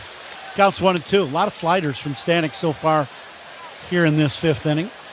You know, Coon, one of the things you don't want to do is give the Mets life, who have been struggling for months. Pirates lead the Reds 4-2. They're heading to the bottom of the 9th. So the Reds only have 3 outs left to try to get back in that game. Otherwise, this pitch is down for a ball. Counts 2-2. You know, otherwise the worst that the Mets can do is remain to be tied for that wild card spot, albeit they do not own the head-to-head against the Reds. But if they win tonight, then they slide back into that last spot in the wild card race in the National League. Our league has just been crazy. This pitch misses inside to Bushy. Another slider down and in. He took it. Counts 3-2. 1 out here in the bottom of the 5th. And, you know, Cubs are in Cincinnati for 4 games. They get swept in Cincy. And then Cincinnati goes and plays Pittsburgh at home. And now they get a chance of losing. You just can't figure the league out right now. And that's just the way it is. Pitch high to Busch. So that'll be a 1-out walk to Michael. Coop, speaking of losing, one other score. The Guardians lead the Tigers 5-2 in Cleveland. So if the Guardians win that game, the Tigers would now have coughed up the lead in the AL Central. It looked like they'd ran away with that one months ago. When we were in Minnesota playing the Twins, everybody was talking about how it was a 1-team race in that American League Central. They just forgot to tell Cleveland that. Yes. First pitch to Dansby, big swing on a big fastball away. Counts 0-1. Bushy can steal a bag at times. Now they throw over to first base after Dansby with a big swing and another fastball came up empty. Counts 0-2. Alvarez, definitely, we've seen him before. He likes to throw. And as Pat mentioned earlier, he throws from his knees most of the time. He's got a very strong arm. 0-2 pitch to Dansby. This pitch misses down. A little breaking ball. Counts 1-2.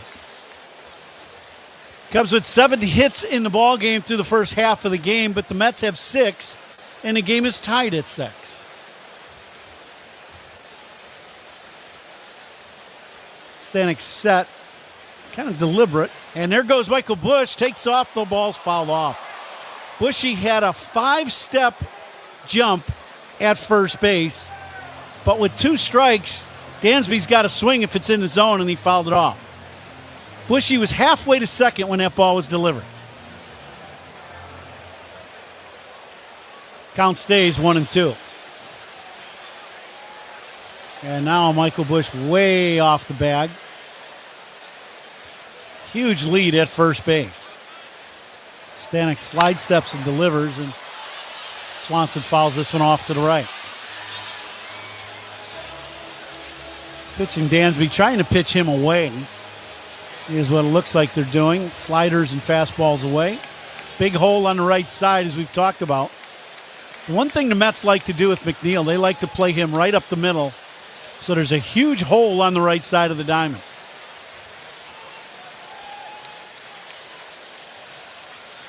Stanek steps off as the pitch clock was closing down. Now Bushy way off at first base again. 1-2 pitch coming up to Dansby Swanson. And a throw over to first. Fairly close play, but Bushy's back.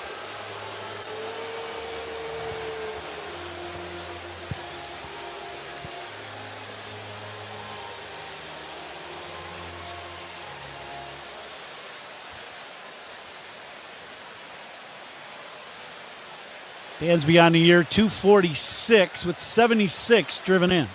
Next pitch to Dansby. This pitch misses wide. Counts 2-2. And they continue to stay away from Dansby.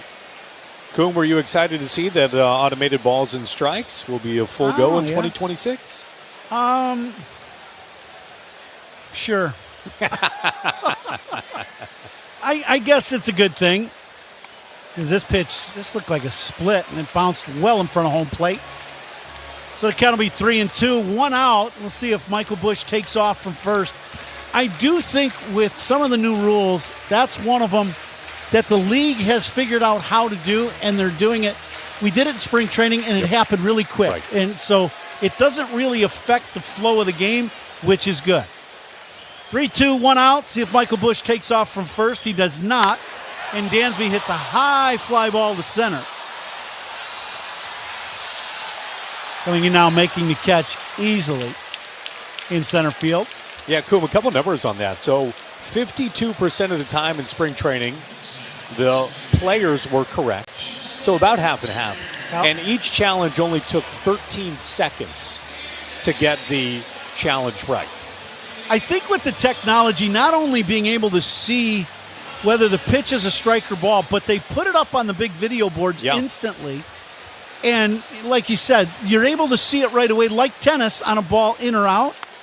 And I think that works. First pitch to Justin Turner, swings on and misses for strike one. But I do think they have figured that out, how to do that and make it kind of seamless so the game doesn't get bogged down. One strike pitch has popped up foul, back out of play. Counts 0-2. I was thinking about it. It would have had an impact in this game. Ian Happ in the first inning after the Nico Horner single.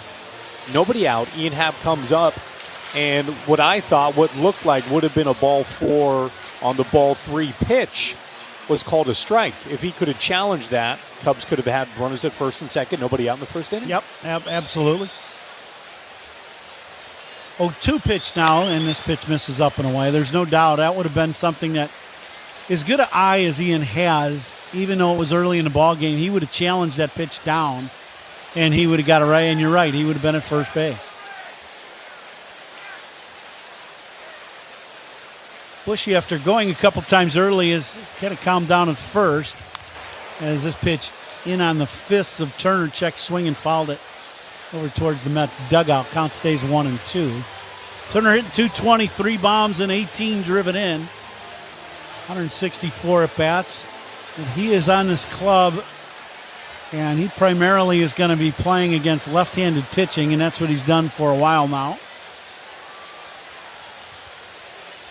Bushy with an average lead. Pitch on the outside corner, strike 3. 100-mile-an-hour fastball catches the corner, and that will end the bottom of the 5th inning for the Cubs. Cubs leave a man on, but do not score in the 5th. Game's tied at 6. Here, Pat will take you the rest of the way. You're listening to The Score in the Southwest Airlines Cubs Radio Network.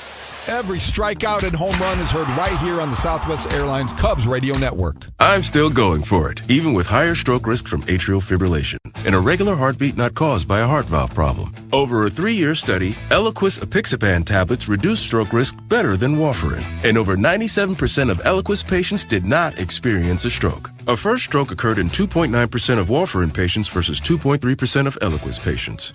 Don't stop prescription Eliquis without asking your doctor. Stroke risk may increase. Eliquis can cause serious and potentially fatal bleeding. Don't take if you have an artificial heart valve, abnormal bleeding, or antiphospholipid syndrome.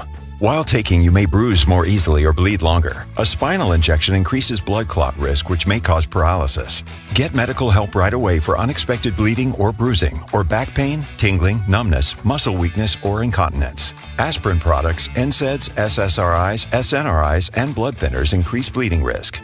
Tell your doctor about planned medical or dental procedures. Learn more at Eliquis.com or call 1-855-ELIQUIS. Future You is using their rapid rewards for their next vacation. All thanks to present you signing up with Southwest Airlines, where you earn points every time you fly. Because what's the point of points that future you can't use? And since your rapid rewards points don't expire, you can save up for that big trip. Get ready to reward future you with a future flight.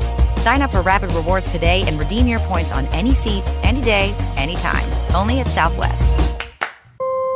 All Rapid Rewards rules and regulations apply and can be found at southwest.com/RR terms. Hefty Trash Bags, the official trash bags of the Chicago Cubs. Hefty, ultra-strong trash bags resist rips, tears, and leaks. Strength that's anything but ordinary. Hefty, hefty, hefty!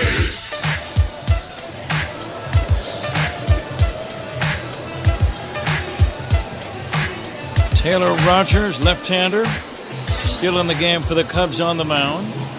As we move to inning number 6, ball game tied at 6. Cubs had a 5-run lead at one time, but the Mets battled back, scoring 5 unearned runs in the 5th inning. So here we go, 6th inning. Brett Beatty leads it off, lefty against lefty. First pitch in for a strike. Milwaukee and San Diego, they'll start in another half hour or so, I believe, out in Southern California. Fastball, strike 2 call.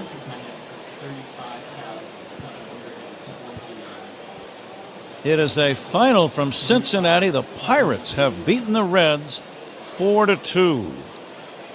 So Cincinnati flying high after sweeping the Cubs in the weekend series, lose to the lowly Pirates. And that game was in Cincinnati. Here's a slicing drive foul down the left field line and back out of play. You're constantly reminded, Ron, in baseball that even teams in last place still have some pretty good pitchers and some pretty good ball players. Isn't it the truth?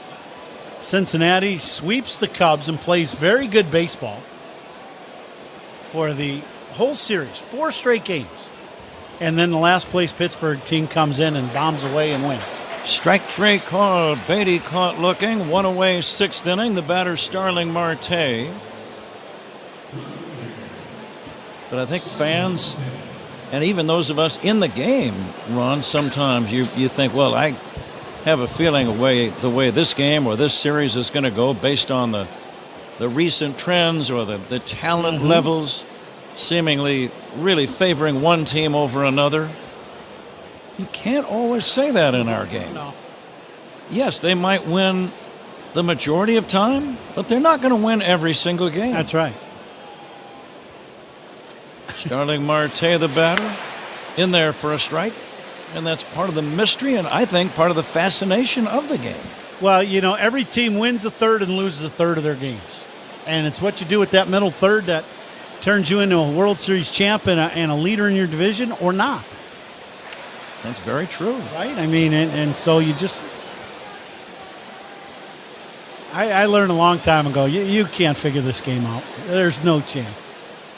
Just say what's going on. Try to do your best when you're playing. The 1-2 to Starling Marte. Inside, it's 2-2. Hard to figure out. The Guardians have beaten the Tigers. That one also final. So we have a tie atop the AL Central. There's another surprise. They were down 9 games in the standings earlier this month. I'm not talking about May or June. I mean just a couple of weeks ago. Yeah, right. They were down 9 games. 3-2 now to Starling Marte. And the Guardians have been red hot. They have now won 10 of 11. The Tigers have lost 10 of 11. Here's a smack on the ground to short, scooped up by Swanson, over to first. That's in time for out number 2. Rogers gets the first 2 Mets here in the 6th inning, and the batter is Jeff McNeil. When we were in Minnesota and Detroit had the big lead, everybody in Minnesota, the whole division of the American League Central was just like, well, this is going to be a one-team race, and that's just the way it's going to be, and Detroit's going to go run away with it. What is that? Not so fast. Here's a line drive base hit down the right field line by McNeil. He will go for 2, and the throw by Suzuki, second base offline. Head first sliding double for Jeff McNeil. Now McNeil hits this ball right down the line over Bushy's head, and then Suzuki goes and gets this ball, but he's way down into the corner. McNeil runs well. Craig Counsell realizes this next man is very important because after Francisco Alvarez, you've got that tough as nails, top of the order for the Mets. So he wants to get an out right now. He's going to bring in a new man from the bullpen. And I believe this is Drew Pomeranz. And this pitching change.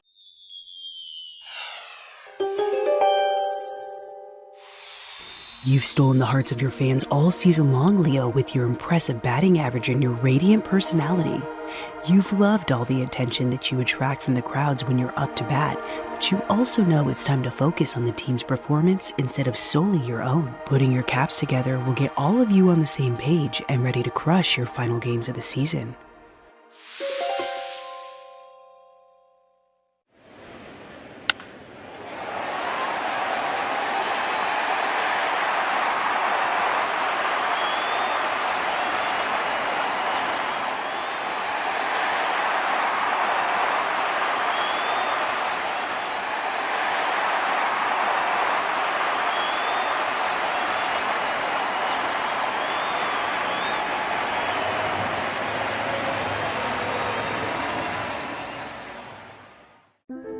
Sometimes your calling doesn't shout.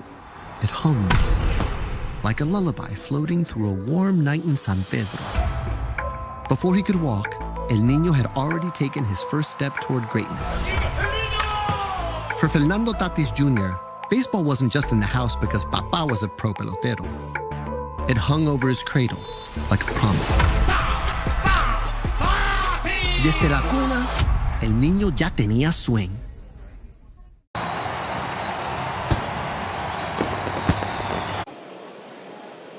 Right-handed batter will face the new pitcher Pomeranz. Here we go. Ball game tied, 2 outs.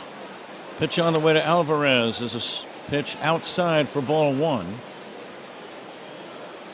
You really want to get this guy because Francisco Lindor is on deck. He's dangerous. He's already homered tonight. And then Juan Soto right behind him. Now the 1-0. Down low, ball 2. We just got a message from the Cubs media relations from Joanne. She said, precautionary measures with Cade Horton back tightening up. So that's the official word with Cade. Here comes the 2-0. Alvarez takes ball 3.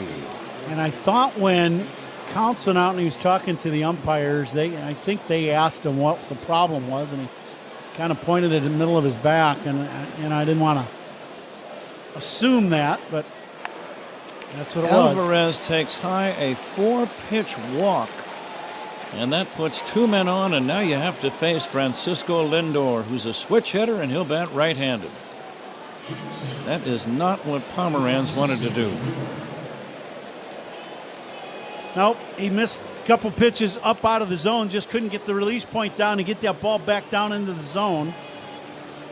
And now Lindor, 29 bombs and 82 driven in, and he's hit 1 home run already in the ballgame. He's batting right-handed against the tall left-hander Pomeranz. And the pitch on the way, and that's going to be a strike. Good breaking ball right on the inside corner to Lindor. Lindor not real big, but very strong. Quick hands. The 0-1 pitch taken down low in the count 1-1. Yeah, you could. When he came up into the league, he was, sprayed the ball around, and as he continued playing in the big leagues, the power just continued and continued. Turned himself into an elite big league player. Swing and a miss, and he was trying to launch one that time. Lindor has homered, lined out, and grounded out. He's driven in 2 of the Mets' 6 runs. Game tied at 6, 2 down, runners at first and second. Top of inning number 6. And the 1-2. Check swing, it's low. And it's 2-2. Happ, Pearl Armstrong, and Suzuki in the outfield, left to right. Shaw well off the third base line, about 12 feet off the line, playing deep at third. The 2-2 to Lindor. High pop fly, foul over near the stands, and this ball is going to drift out of play right behind the Cubs' third base dugout. And Lindor was cheating on a high fastball. He got it, but Pomeranz kept it just up above the zone enough to where Lindor couldn't get on top of it. He got the barrel to it, but couldn't get on top of it. He is looking for the high fastball. See if the slider down and in or that knuckle curve down and in would be the pitch. And the 2-2. Line drive to center, a base hit. This is going to give the Mets the lead. Rounding third and scoring is Jeff McNeil. Stopping at second is Alvarez. And the Mets, who once trailed 6-1, now have a 7-6 lead here in the 6th inning. High fastball inside and didn't quite get up and in high enough. And Lindor, who we said he was looking for the high fastball, shoots this ball back through the middle for a base knock to score the 7th run of the ball game for the Mets. And Juan Soto steps in and takes high. Lindor 3 RBIs in the game. 3 different ways. A homer, a ground out, and now a single have all driven in runs. The next pitch, swing and a foul back.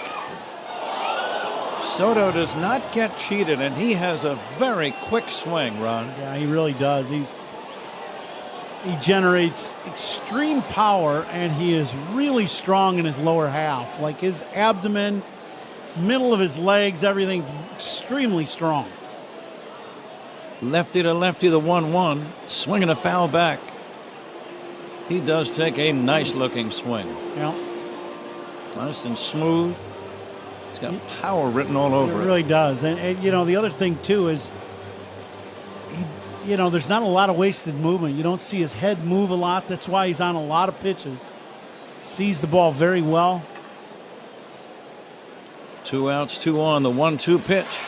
Swinging a foul out of play.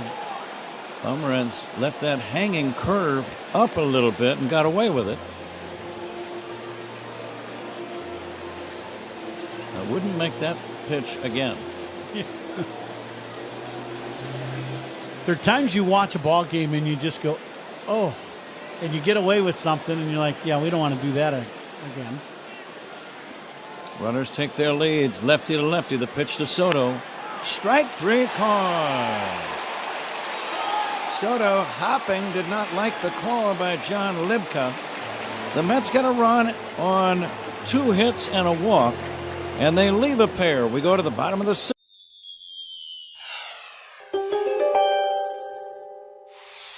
You've stolen the hearts of your fans all season long, Leo, with your impressive batting average and your radiant personality.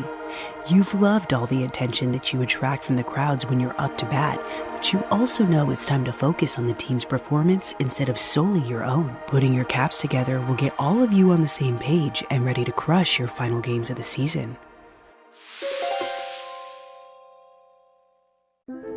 Sometimes your calling doesn't shout. It hums.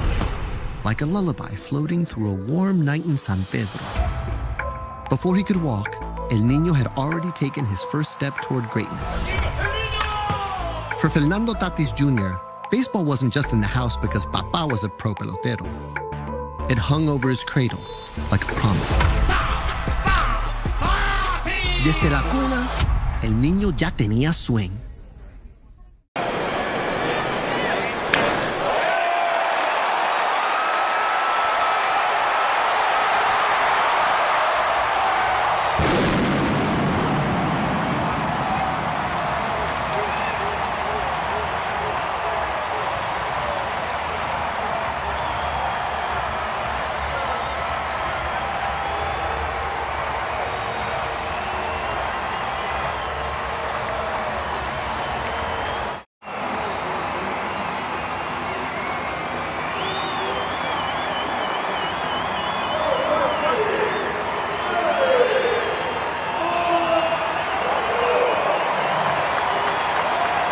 comprehensive orthopedic care. Visit ibji.com for locations. Let's see what's on tap here in the 6th inning, sponsored by Flight by Yingling, the next generation of light beer side, Pat. And you know what we got to do? We got to play the attendance game. But there is a slight issue with the attendance game today. What might that be? They've announced the attendance. So you already know it? I've got a good idea. I'm within one or two. That would seem to give you a little bit of an edge. I would think so, yes. I do think that is correct. So I think the four of us win, and Zach's got to pay. He missed out today, so he's got to pay tomorrow's entry fee. Judson, next time you see Zach, just hold out your hand, palm up. Believe it. And say, I'm waiting, and I've been waiting. Yeah. Matt Shaw leads it off. Let's see if Matt now can start a Cubs rally. Cubs were riding high back around the 5th inning of this game. Actually, they built the lead up by the 4th inning, 6-1. But since then, the Mets have come storming back with a 5-run rally in the 5th. And now one in the top of this 6th inning, and they lead 7-6.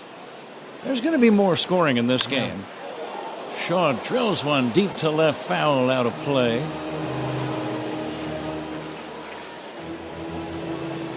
The wind at this point blowing straight to right and maybe a little bit to right center.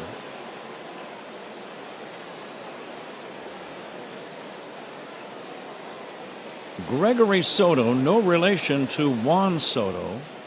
Gregory is the left-handed pitcher, and Juan is the star right fielder. Here's the 0-2 to Matt Shaw. Swing and a miss, strike 3.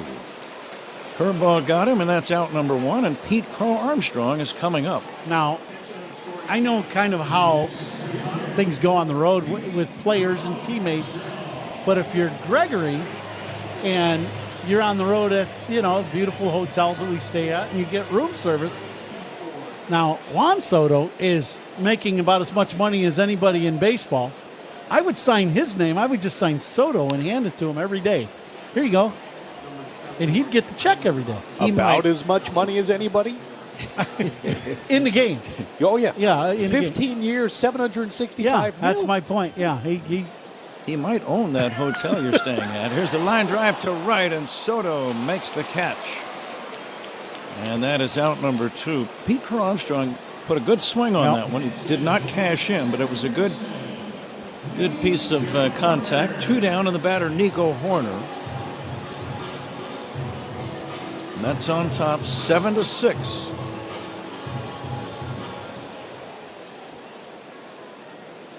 Again, Cleveland has beaten Detroit.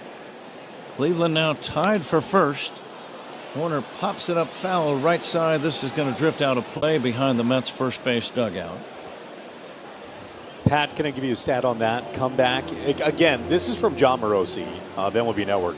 If the Guardians win the Central, their 15.5 game deficit will be the largest overcome to win a division in MLB history.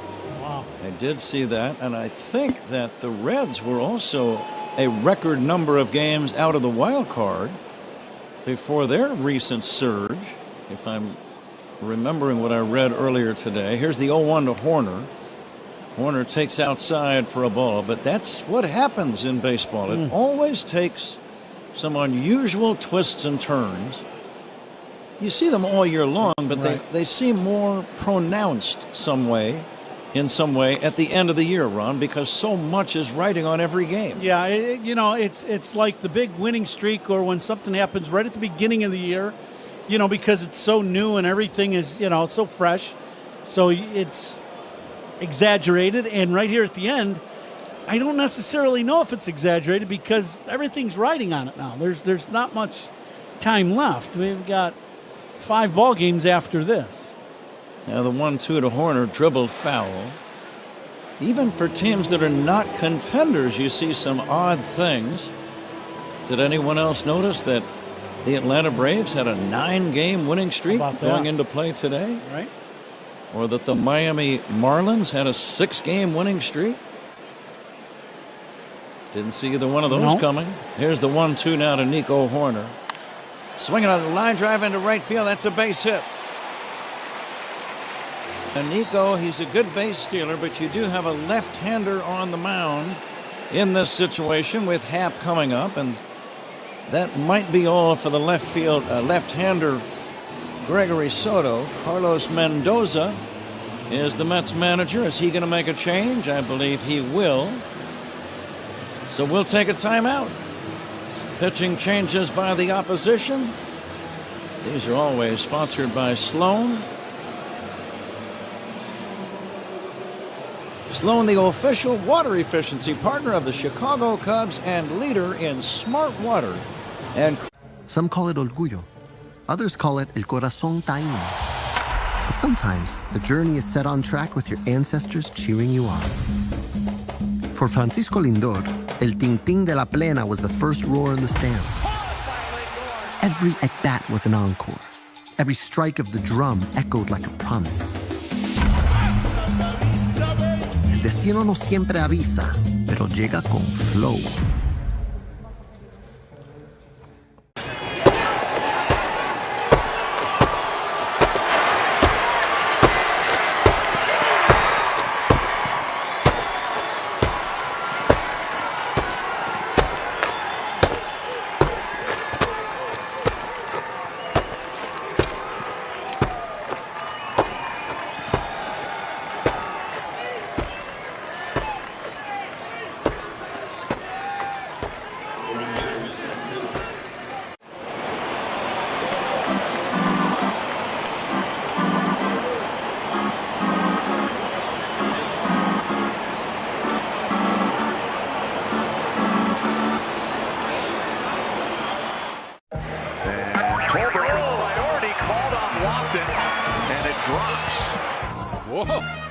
Not lack energy. Rain earlier today, grass still a little wet. First big league strikeout for Roldy Munoz, and you can put an exclamation point on it. That's a weird one. Tall, lanky, right-handed pitcher for the New York Mets. Let's keep an eye on Nico Horner. Cubs are down by a run, bottom of the 6th inning. Ian Happ already with a 2-run double in the game. Nico dancing off of first, not running, and Happ takes a backdoor breaking ball low for ball 1. Tyler Rogers on the mound, a sidearm righty and very tall and lean like his brother. But when you drop down to that low and try to unfold and then throw, you're very slow to the plate. Happ spanks one foul off to the left out of play. That time he was actually on that last pitch. That was not bad. He was not overly slow. Usually those side-arming guys at submarine style are very slow to the plate, and they're vulnerable to the stolen base. Nico only a short lead at first, now a little bigger lead, not running. Happ takes low, ball 2. Happ 2 for 3 in the game, a double and a single.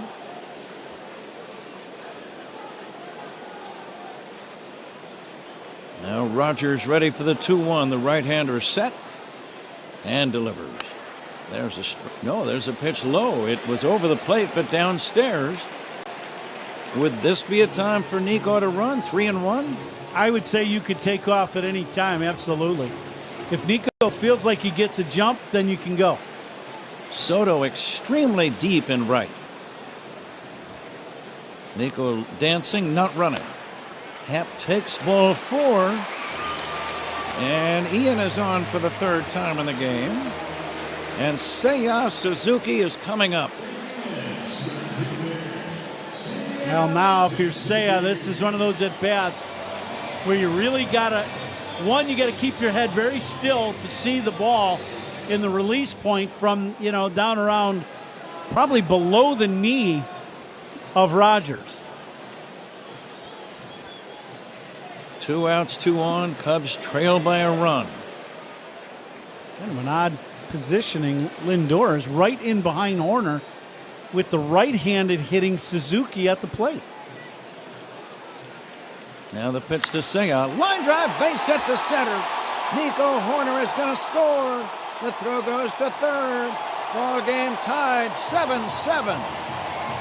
Ian Happ stopping at second on the play. Seiya Suzuki with his 92nd run batted in. Big swing of the bat for the Cubs, and Seiya on this submarine sinking fastball, middle of the plate, but it's low. And Seiya just hit it right back where it came from, right back through the mound. Nico scores easily. Nico with his 4th run scored of the ball game. Happ stopped at second. That brought the crowd to life. And here is Carson Kelly. Let's see if he can drive in the go-ahead run. We're only in the 6th inning. Very unusual game, but very entertaining tonight. Swing and a foul back by Carson. The fans' emotions have got their money's worth. I know that. The ups and downs of today's game, that's for sure. Each team with some missed plays. But again, both teams very much alive in the pennant race. You knew it would be a very competitive ball game, and it is. Bouncer back to the mound, fielded by Tyler Rogers. He was going to throw to third, and then he throws to first. Inning over, Cubs get the tying run. A run on 2 hits, Suzuki with the RBI. We go to the 7th inning. We've got a good one going. Cubs 7, Mets 7. This is The Score and the Southwest Airlines Cubs Radio Network. Hall of Famer.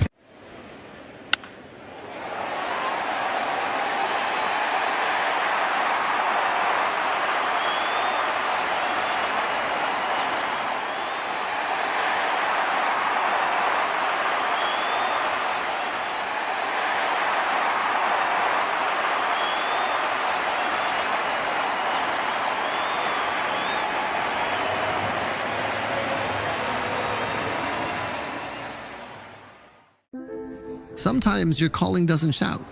It hums. Like a lullaby floating through a warm night in San Pedro.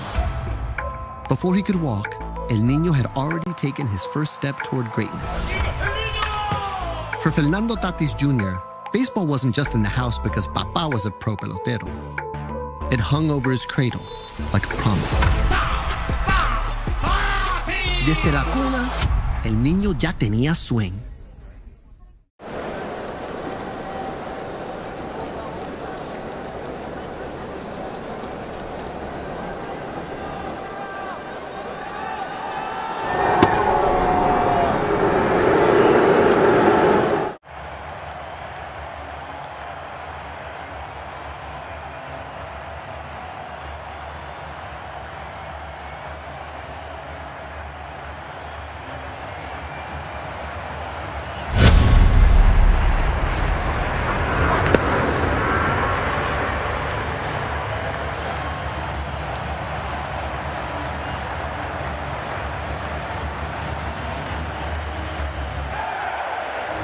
Cubs and the Mets tied at 7 heading into the 7th. We're coming to you live all season long from the Invesco QQQ broadcast booth. Proud ETF partner of the Chicago Cubs. Here is Pat Hughes.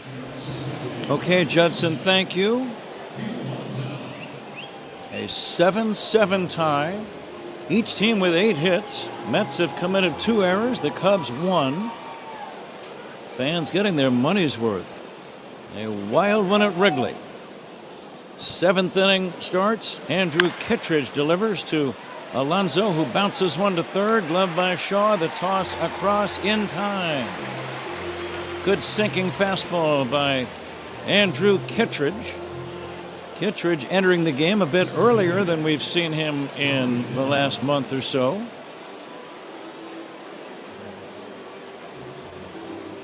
One away, Alonso, that was a big out, and now Brandon Nimmo, who had a big 3-run homer the last time he was up, steps in. Kittredge deals, the pitch in for a strike. Another interesting move here by a manager. Kittredge in the game in the 7th inning, Ron. He's been 8th and 9th lately. That just tells you exactly where Counts feels this ball game is at. Nimmo will take high. Yeah, he was looking at the order, seeing 3, 4, and 5. Alonso, Nimmo, and Vientos, 3 pretty tough hitters. Very tough, in fact. Here comes the 1-1. Strike two called, 1-2. What do you like here? Well, you have two options. You go with that high-riding fastball, which is probably the best option. The thing you want to stay away from is something breaking down and in that he can pull and hit into the wind towards that right field corner. Nimmo hits a ground ball to second. Routine for Horner. That's going to be out number 2. Game tied at 7, inning number 7.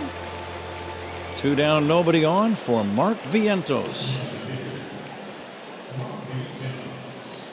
Yeah, you get through this inning and, you hope that the Cubs can do a little something against this bullpen of the Mets. And the pitch to Vientos is a strike. Milwaukee did not score in the first inning in San Diego. The Dodgers failed to get on the board in the first inning in Arizona. Those games are underway out west. Swing and a miss, 0-2. Kittredge trying to work a quick 1-2-3 inning. The bearded right-hander leans back and deals. Swing and a miss, strike 3. Very impressive 1-2-3 inning for Andrew Kittredge. We go to the bottom of the 7th inning. It's time for the stretch. Cubs 7, Mets 7. This is the score in the Southwest Airlines Cubs Radio Network. John Mulaney, award-winning comedian, actor, and Chicago native. John Mulaney is the guest conductor tonight. John, take it away. John Mulaney. A 1, a 2, a 3. Take me out to the ball game. Take me out to the crowd. Buy me some peanuts and Cracker Jack. I don't care if I never get back. Let us root for the.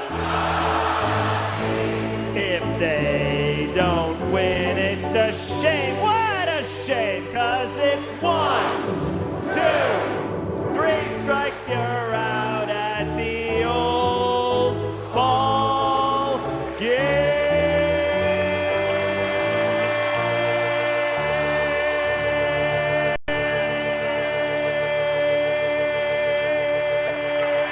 Some call it orgullo. Others call it el corazón taíno.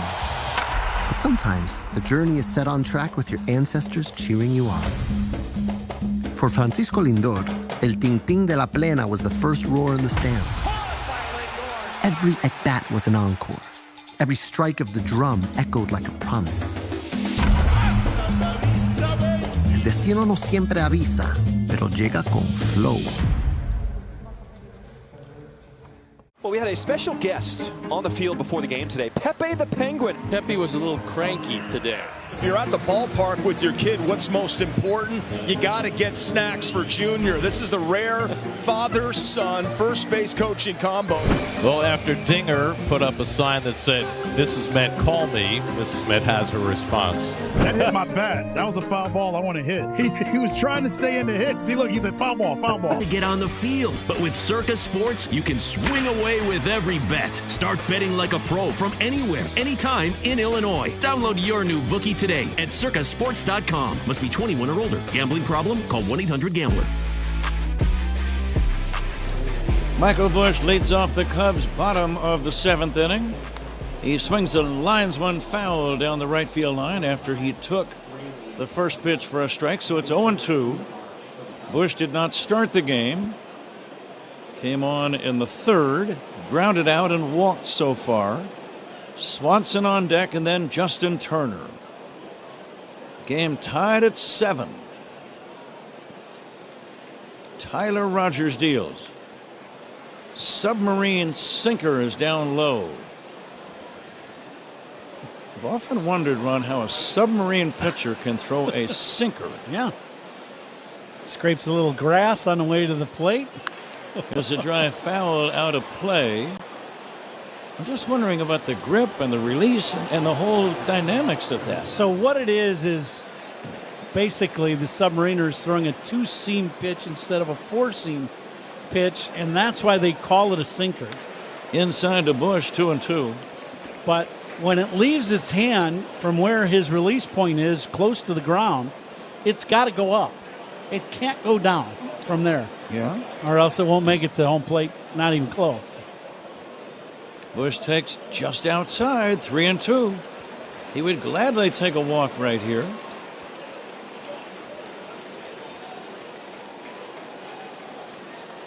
Bush wearing bright red batting gloves on either hand. The pitch to Michael. Poked foul off to the left, out of play. Hardest working player of the game today. That's brought to you by Bosch Power Tools. The more you Bosch, the more you feel like a Bosch. Any thoughts? We got Nico scored 4 runs in today's ball game. Pretty good choice there. Now the payoff. Bush swings and misses. The ball dropped by the catcher. And that's going to be... Now wait, Bush is not leaving the plate. He's saying he foul tipped it. I see. That's a foul ball. Yeah. He foul tipped it in and out of the glove. And he just barely did, and it hit the umpire, so that made it a dead ball. Yeah. That's where they got the saying, it's a game of inches. Now the payoff. Bouncing ball to first, fielded by Alonso. Unassisted play, out number 1. Bush grounds out. Swanson due up. Ball game tied. 7th inning, 1 down.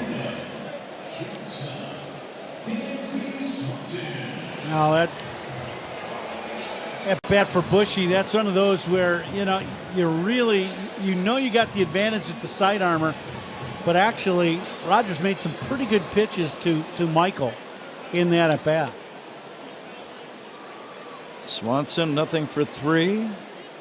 A pitch to Dansby. Breaking ball strike.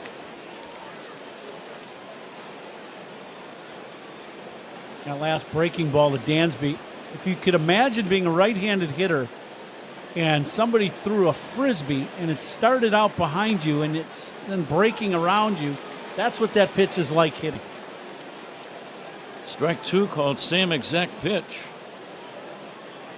Would you try to hit to the opposite field against this guy? Yep, absolutely. I did not have success at all against side armors. I had a heck of a time picking up the baseball. And because of that, I would spread out, shorten my swing, and almost take like my 2-strike approach and just try to use the other side of the field. Swanson takes outside, 1-2. He's thrown the same pitch 3 in a row. 3 big roundhouse breaking balls.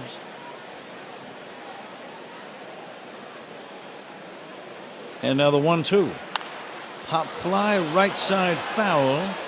The catcher Alvarez over, no play for him. He got away with a hanger that time. Same pitch, though, 4 times in a row, 4 breaking balls.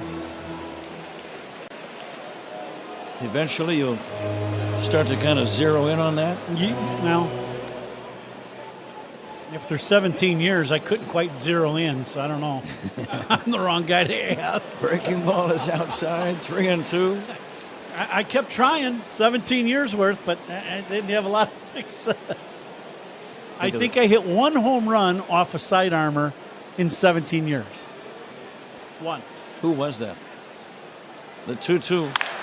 Cracked on the ground, a short, hard hit, but right to Lindor, and that's out number 2.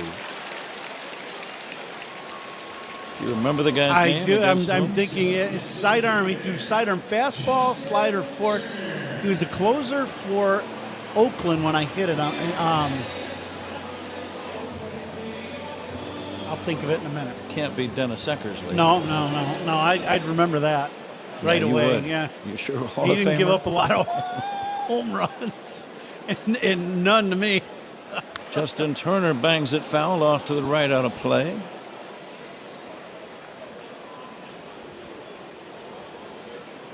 Turner has walked and scored a run, grounded out and struck out. A 7-7 tie. 2 down, nobody on. Justin takes high for a ball, 1-1. Including this game, only 6 to play. The Cardinals are in on Friday. Pop fly into shallow right center, racing in. Nimmo dives and cannot make the catch. Turner's going to hold at first with a pop fly single. McNeil, the second baseman, racing out. Nimmo racing in. The two aware of each other, and that always complicates that play for either man. It was Nimmo who had the closest shot at it, the center fielder, but it looked like it just tipped. No, it actually landed in front of him as he dove. Pretty good effort by Nimmo as he lays out the best he can and can't quite come up with it. Turner took a big turn, and now he'll leave for a pinch runner, Kevin Alcantara. Alcantara running at first, and he'll stay in presumably as the designated hitter. And let's see if he's going to be running. He's got a good lead, I'll say that. I would say he would be running. Matt Shaw 1 for 3 in the game. Alcantara will be chased back by Tyler Rogers. This ball game tonight has had a little bit of everything, hasn't it? It really has.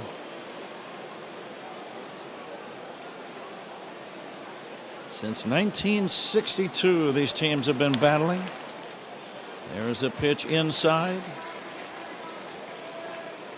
They were both in the same division there for a while. And that created a real rivalry. Here comes the 1-0. The runner goes. The pitch outside. Throw to second base is not in time. Not in time. Stolen base. Sean Barber, the second base umpire, didn't even bother to flash the hands down. I guess he thought it was pretty obvious that it was a safe situation, and it was. Oh, I see. The ball got jarred loose. Lindor never did have control of the ball. It rolled behind him. His body was blocking the ball. Now a base hit could give the Cubs the lead. The 2-0 to Matt Shaw. And it's a strike. Alcantara showed pretty good speed on that steal. Yeah, he can really run. There's no doubt. Big, tall guy, great long strides. Base hit to the outfield will score him easily. The 2-1 way outside. Pete Crow Armstrong is next. Both teams have their bullpens working. Brooks Raley throwing for the Mets. Caleb Thielbar for the Cubs. Both are left-handers. The 3-1. Outside ball 4. Matt Shaw gets the walk. Pete Crow Armstrong due up. I believe that the manager Mendoza is going to make a pitching change, and he will. So Pete Crow Armstrong batting when we come back. It'll be against the left-hander Raley. And the game is tied at 7. We'll be right back with more in a moment. Pitching changes by the opposition. Always brought to you by Sloan.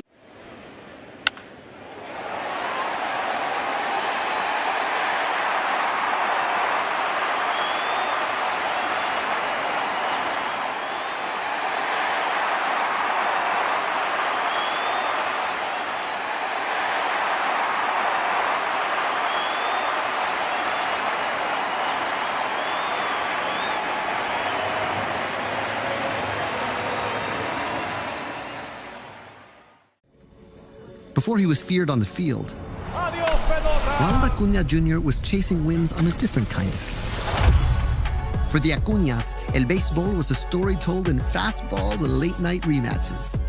Every loading screen was a part of the strategy. Smash de botones. Smash de jonrones. That's how La Bestia was born.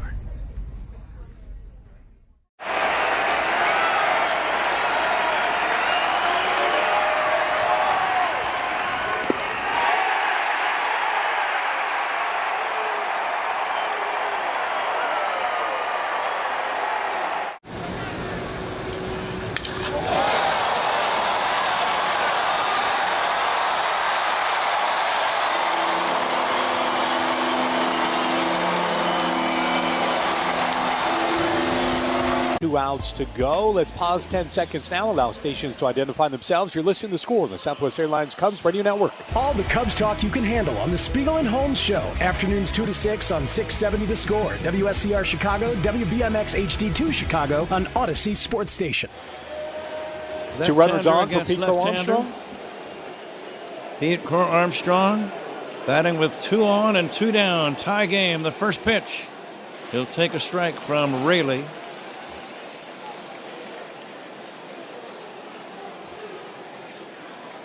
Lindor playing almost right behind second base.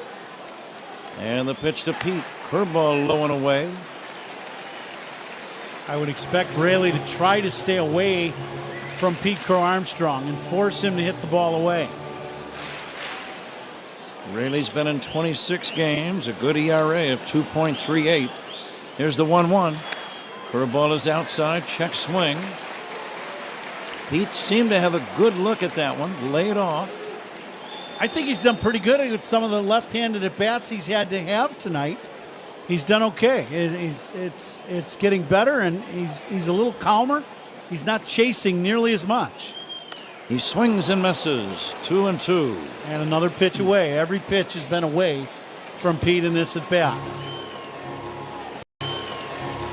Kevin Alcantara with good running speed at second. Matt Shaw has good speed at first. 2 outs, 2 on. Time called. Pete wearing those hot pink shoes on his feet these days. Right now he's trying to drive in the go-ahead run in a big ball game for both teams. Here's the 2-2. Swing and a miss, strike 3. A curveball got him. And the Cubs do not score. It's on to the 8th inning. Ball game tied at 7 on the Score and the Southwest Airlines Cubs Radio Network. This is your home for every pitch of Cubs baseball. We are the Southwest Airlines Cubs Radio Network. Make your house a home with premium paints and stains from Benjamin Moore. Achieve long-lasting color and beauty with Aura, Regal Select, and Ben for interiors. Or protect your exteriors with Element Guard and new Woodlux exterior stains. Available exclusively at locally owned Benjamin Moore stores. Their high-quality products ensure a flawless finish every time. Ready to start your next project? Visit BenjaminMoore.com to find a retailer near you. Benjamin Moore. See the love. Here's a club you'll want to get into. Club Citgo. It's the super easy app that opens the door to great fuel savings and more. Sign up and instantly save 23 cents per gallon on your first fill-up. Plus everyday savings that really add up. You can also enter our sweepstakes with multiple winners and giveaways, like free gas for a year. And Club Citgo makes paying easy with a convenient mobile pay feature. So welcome to the club where all the action is. Download Club Citgo today. Savings good up to 30 gallons, only at participating locations. Data rates may apply. It started with one car 70 years ago, when the first Volvo car arrived in the U.S. Since, Volvo has helped redefine safety.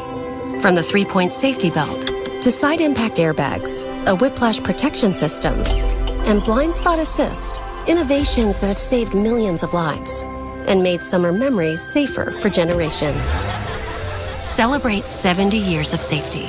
Visit your local retailer for the Summer Safely bonus event going on now. Hey, Cubs fans, make history with your business in the Village of Bedford Park. To learn more, contact Adam Colopy at ACOLLOPY@villageofbedfordpark.com.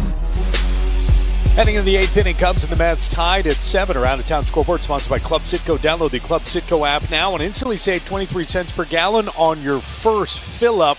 Padres and the Brewers, they have played just 1 inning. The Padres scored 4 runs in the bottom of the first. Pods lead the Brewers in the second. Here's Pat Hughes. San Diego clinching a playoff spot last night. An 11-inning ball game in San Diego. San Diego in the postseason 4th time in the last 6 years. Here we go, 8th inning. Cubs 7, Mets 7. Brett Beatty, a left-handed batter, facing the southpaw Thielbar. Swing and a miss. Both managers using their bullpens extensively in this series opener. But that's where we are in the season, Ron. Yeah, you're right. It's one of those things that,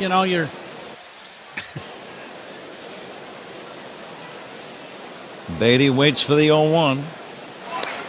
This one dips down low for a ball.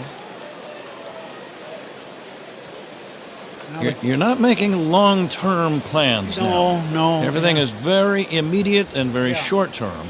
Like the next inning. Like right now. Here is a looper down the left field line. That's going to be a fair ball. Base hit. And it's going to be a single for Beatty, who for some reason did not run right away. Otherwise, he might have had a double. I don't understand that. I don't either. I thought the exact same thing. This ball's hit down the line, and he was watching the ball to see if it was going to be fair or foul. And to me, Ian catches this ball right up against the sidewall, basically on a warning track, and it just ends up being a single. A pinch runner comes into the game for Beatty. Well, maybe we just found out the reason. Maybe he's banged up and can't run, or his legs are bothering him. Acuna is the pinch runner. And now Thielbar going to work on Starling Marte. The pitch on the way to the veteran. Swing and a miss.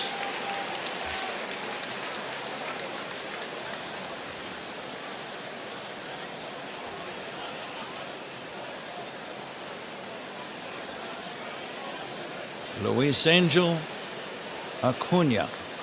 Here comes the 0-1. It's bunted in the air. Is it catchable? Yes! A sliding catch by Kelly over near the on-deck circle, first base side. Very nice play by Carson Kelly. Sometimes as a catcher, they'll tell you they don't really see the ball popped up and where it goes because of the mask. Right, absolutely. Kelly does a great job of tracking this ball and catching it right over by the Mets on deck circle. Very nice play, and I'm really surprised Marte was trying to bunt there. Jeff McNeil, the batter. And the pitch on the way, swing and a miss. Why is that? Well, to me, it didn't look like he was trying to sacrifice, because he didn't set the bat out in front of him and say I'm bunting early and just try to get the bunt down. It was kind of an in-between, whether I'm bunting for a hit or bunting for a sacrifice, and that's kind of the result you got. As you say that, I wonder how many times in his entire career has Starling Marte been called upon to lay down a bunt? That's the second issue that you wonder if he has bunted much at all. The 1-1 to McNeil. That's going to be strike two called. Game tied at 7. Both teams grinding here at Wrigley tonight. That's a good word for it. Grinding, that's for sure. Thielbar ready. Glances over at the runner. Now brings it. A little fly ball, shallow left center. Pete Crow Armstrong makes a running catch. He throws to first and throws it away, but it bounces off the screen of the first base dugout, so the runner will be safe at first only. A little check swing, humpback line drive. Pete Crow Armstrong came in like the wind, and he wanted to fire to first, but it got away from him, and he threw it over the head of Bush. Fortunately for the Cubs, it stayed on the field of play. There's a screen in front of most of the dugout on either side, and this ball hits the screen in front of the dugout and stays in the field of play. Francisco Alvarez, the batter. Pete is so aggressive and so energetic. I knew he was going to try to make that throw. Didn't you? Yeah, absolutely. He was going for it. Coming to you live all season long from the Invesco QQQ broadcast booth, proud ETF partner of the Chicago Cubs. The catcher Alvarez, the number 9 hitter, takes inside. We're in the 8th inning. Cubs 7, Mets 7. With 2 outs, a man at first. That's Beatty. That's Beatty's pinch running replacement, Acuna, I should say. Acuna running. The pitch outside, throw to second base, and it goes into center field. And Acuna, unaware of the ball getting past the second baseman, has to hold at second base. Even had it been a good throw, I think he would have been safe. He has very good speed and had a good jump. Yeah, there was no chance. Kelly got this pitch down and away, so he didn't get a good pitch to throw on. He had to reach for it and pull it back and then try to get his footwork back. Nico did the best job of trying to just catch the ball and drop the tag down, but just couldn't come up with the ball. Now a curveball to Alvarez is a strike. Alvarez, the number 9 hitter, the dangerous top of the order to follow. You really want to get this guy right now. The 2-1 pitch to Alvarez. Just outside. 3-1. That's a good pitch. That could have been called a strike. That pitch hits the outside corner. Yep, could have been called. Borderline pitch. Now the 3-1 to Alvarez. A swing and a fly ball deep left center. Trouble back toward the wall. It is a home run. A 2-run homer by the number 9 hitter, Francisco Alvarez. And the Mets have taken a 9-7 lead. I did not see that coming. The last pitch on the corner would have been strike 2 as opposed to 3-1. And Theobald comes in there then with a fastball. And it ends up in the left field bleachers.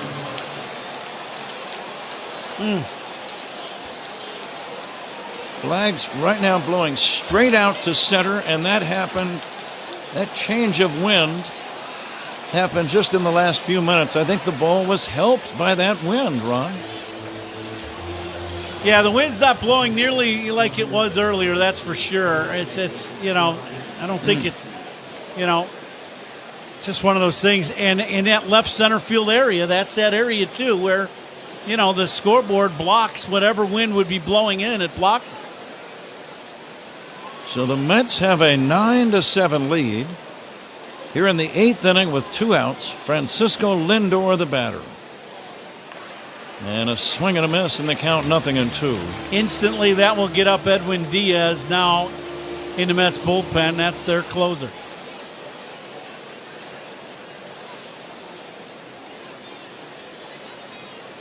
And now the 0-2, and that's going to be down low for a ball.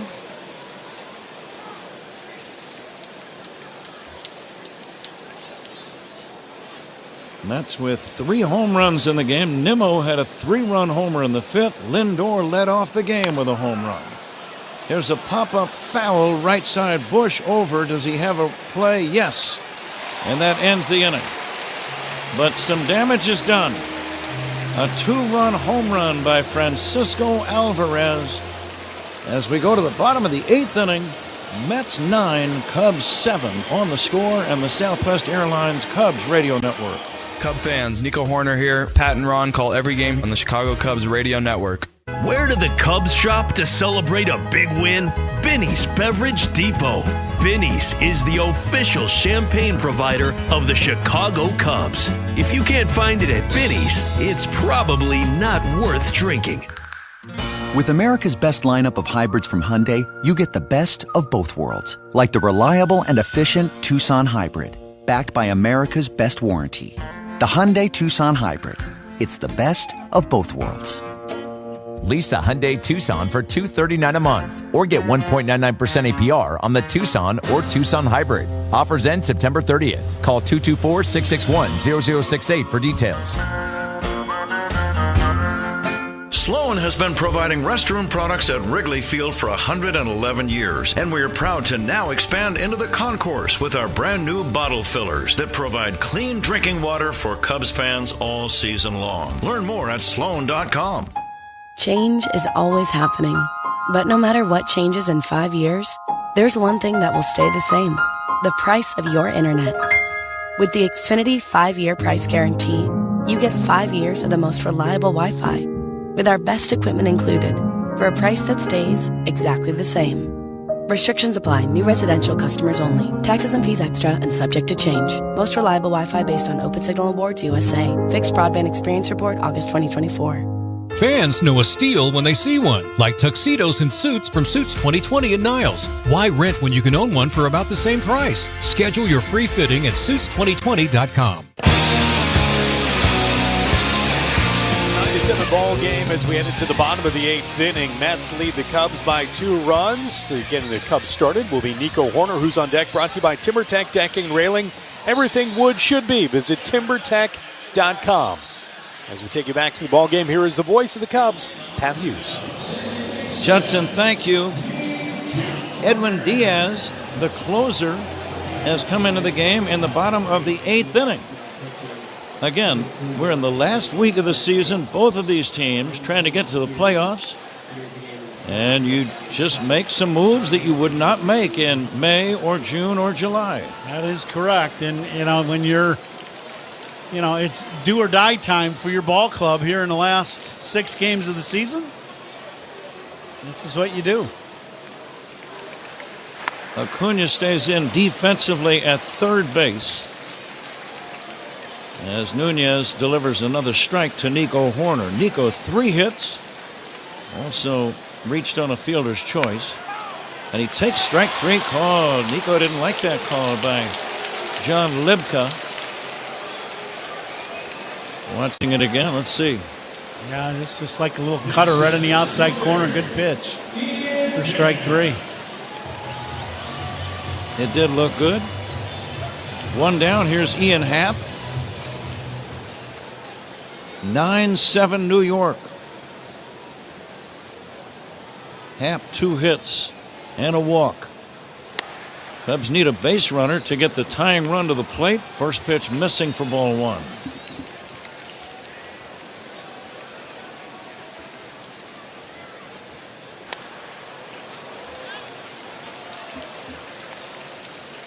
Next pitch, check swing. That's going to be a strike called by the third base umpire, James Hoy.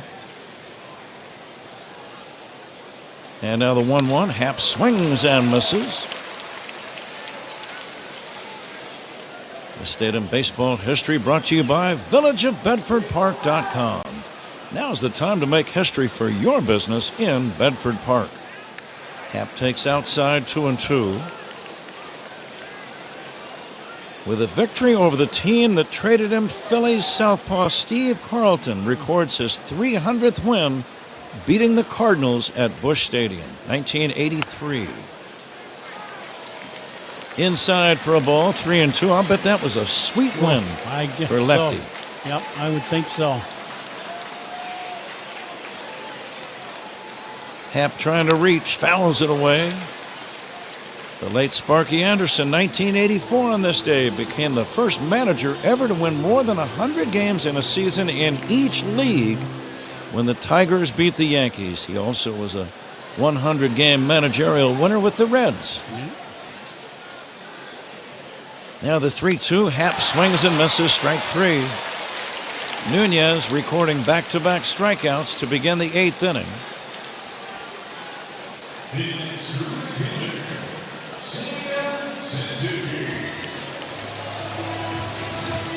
I may have said Nunez, Diaz. Designated hitters in this ball game. They're sponsored by Fireplace and Chimney Authority. Book now, burn later. Skip the rush. Edwin Diaz working on Seiya Suzuki. Seiya takes inside for a ball. Cubs at the meat of the order, up right now. Presented by Chef IQ. Sense never under or overcook your food again. Purchase now at chefiq.com. Swinging a drive to left, long run. Marte with room now makes the catch on the edge of the warning track near the left field corner, and that ends the inning. So the Cubs are retired in order. We go to the 9th inning. Mets 9, Cubs 7 on the Score and the Southwest Airlines Cubs Radio Network. Talking Cubs Monday through Friday afternoons with Spiegel and Holmes, 2 to 6 on the Score. Do you own a manufacturing facility? Energy typically represents the largest cost in running your business. Properly insulated systems installed and maintained by trained professionals represents one of the best investments a company can make. In many cases, proper mechanical insulation can provide an annual rate of return of more than 100%. Learn how to pay less in energy costs with proper mechanical insulation. For a list of Illinois regional insulation contractors, visit the Heat and Frost Insulators website at local17insulators.com. Our patient Mike had blood clots deep in his lungs that were putting his heart under major duress. Using a minimally invasive procedure pioneered by our team, we were able to clear them. Top ranked in Illinois for heart and vascular by U.S. News and World Report, Northwestern Memorial Hospital used tiny balloons to widen the vessels in his lungs, the first in Illinois to master this breakthrough method. As Mike's nurse, I'm proud to have helped him breathe freely again. Northwestern Medicine. Better. From the first pitch to extra innings, Sea Glass is your invitation to relax and recharge. As the official wine partner of the Chicago Cubs, Sea Glass brings the refreshing flavors of California's Central Coast to wherever you are, whether it's in the stands or on the couch. So pour yourself a glass and slide into your coastal state of mind. Look for Sea Glass in the wine aisle at your local retailer. Sea Glass, official wine partner of the Chicago Cubs. Make smooth cuts with the Bosch miter saw. The more you Bosch, the more you feel like a Bosch. We head to the ninth. Cubs trailing the Mets by a score of 9-7. Kyle Tucker has been nominated for the 2025 Roberto Clemente Award presented by Capital One. Fans vote to recognize who best represents the game through positive contributions on and off the field. Vote today at MLBtogether.com/Clemente Award. Here's the voice of the Cubs, Pat Hughes. Judson, thank you. Ninth inning. Jordan Wicks, left-hander, is the new man on the mound for the Cubs, facing Juan Soto. And the first pitch, swing and a miss. 0-1. Good breaking ball. Soto has singled, grounded out, walked, and struck out. Lefty to lefty, Soto hits a big chop to first, slowly hit, charging his Bush, gloves it, steps on the bag, out number one.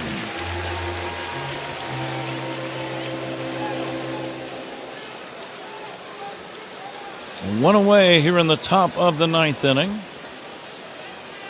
San Diego now on top 6-0 over Milwaukee. They're in the third. Yeah, Ryan O'Hearn hit a grand slam in the first inning for the Padres. One of the acquisitions they made at the trade deadline from the Orioles. Here's the next pitch, in there for a strike to Pete Alonso.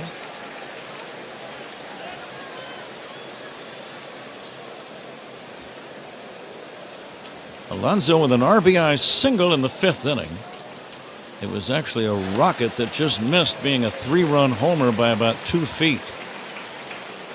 That's about as hard as I've seen a right-handed hitter hit a ball off the right field wall. I don't know if I've ever seen one hit that hard off the wall. Have you? That was an absolute rocket. In watching some of his highlights, though, quite a few of his homers, surprisingly, go to right field. Yeah. Here's the 0-2, swing and a miss. Strike three, and that's out number two. And Ron, that probably is a product of guys trying to keep the ball away from him and away from his power, at least theoretically. Yeah. And he's kind of, I would think, learned to hit the ball the other way. Absolutely. Yep. He's got a very good swing and a very short swing. And, you know, he's a big, strong guy. So if he just puts the barrel on it, the ball is just going to jump off his bat. 9-7 Mets, ninth inning. 2 down, nobody on. Swinging a foul back by Nimmo. Glancing to the bottom of the ninth inning, the Cubs are going to have the 4, 5, and 6 hitters, Kelly, Bush, and Swanson, due up.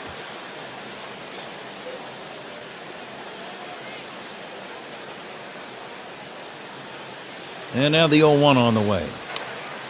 Fastball dips low and in, a sinker, 1-1. This guy at home plate really has the hit of the ball game. Cubs were up big after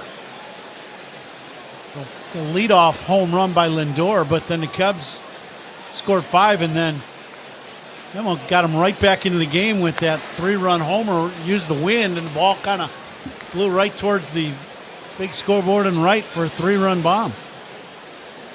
Talk about a momentum changer, huh? Mm-hmm. That's with a 5-run fifth inning rally. Cubs had a 6-1 lead at one time tonight.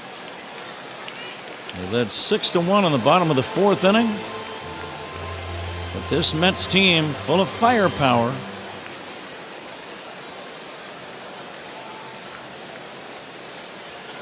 and it is very much concentrated at the top of their order. Swinging a foul back and out of play. I think there's also, to begin a game, Ron, that element of intimidation when you've got Lindor, Soto, and Alonso, and then Nimmo to follow. Yeah. pretty good start to your lineup, that's for sure. Now the payoff to Nimmo. A little check swing ground ball to third. Charging Shaw, going to be a tough play. That's a base hit. A check swing single by Nimmo. And he's at first with 2 down, and the batter, Mark Vientos. Good pitch by Wicks as just check swing and probably broke his bat. It hit him right above his hands. But you really couldn't have taken the ball and rolled it out any better than he did there. And Shaw comes in. He's got no play. Nimmo to be held at first by Bush. Vientos takes a swing and misses.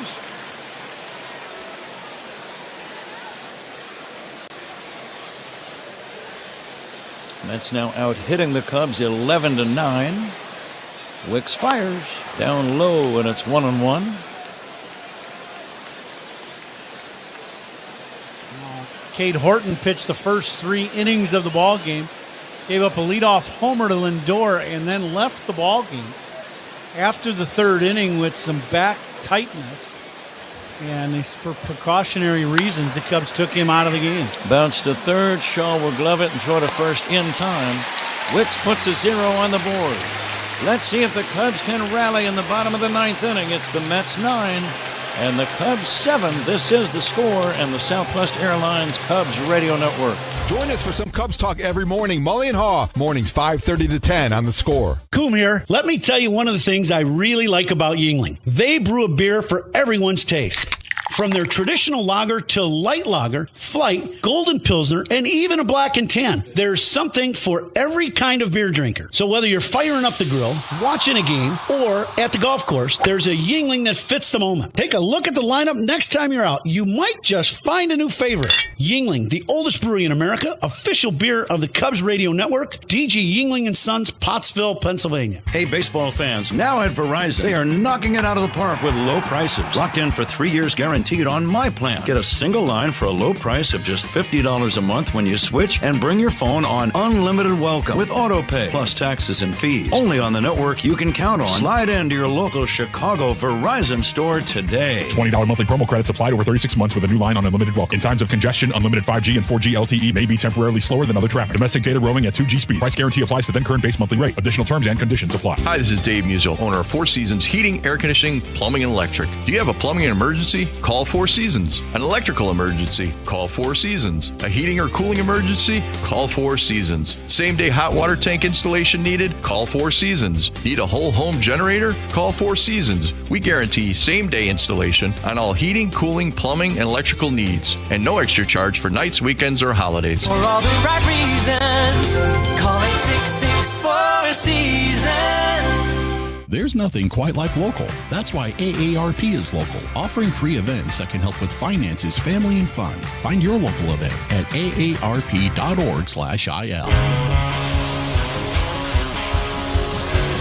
Edwin Diaz, 26 out of 29 in saving games. And he worked a 1-2-3 8th inning. And now he'll go to work in the 9th. Let's see if the Cubs can rally. It's been kind of a crazy game. The Cubs are hoping it gets just a little bit crazier. It has been a crazy game, that's for sure. 7th inning stretch tonight. It was sponsored by Volvo XC90, designed for life. Carson Kelly will just try to get on base. First pitch on the way, low and inside. Every game about this time, Ron, we name the Benny's Beverage Depot Toast of the Game ball player. If you can't find it at Benny's, it's probably not worth drinking. There's ball 2 outside, 2-0. Who do you like for the player of the game tonight? How about Nico Horner? 3 hits in the ball game. He scored 4 runs in this game. Inside ball 3 to Kelly. I think when you are the leadoff guy, and there's 2 things that matter: the guys that drive in the runs or the guys that score the runs. And he scored 4 of them. Kelly takes a strike. 3-1. So Nico will be our Benny's Beverage Depot Toast of the Game ball player.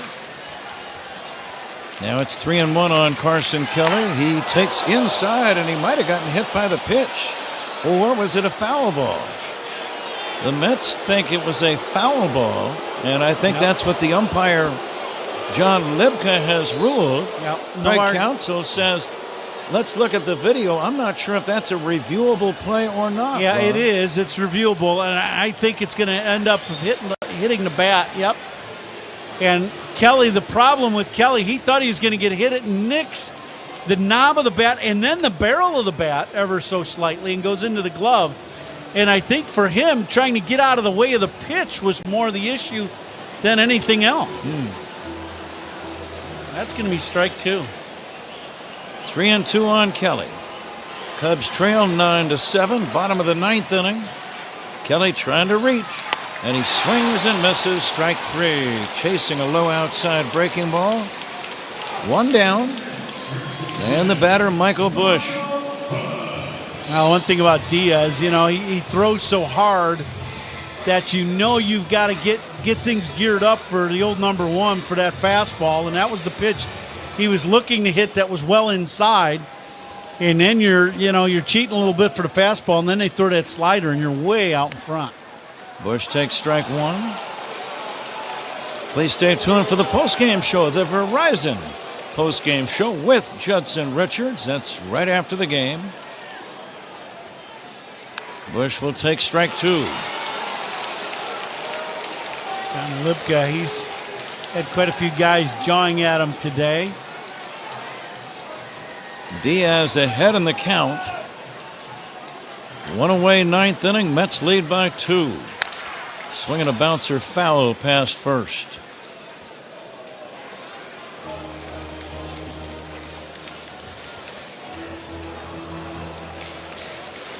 Game 2 tomorrow night. Remember, a little bit later than we got started this evening. Tomorrow night's game at 7:05. Matthew Boyd against Jonah Tong. T-O-N-G.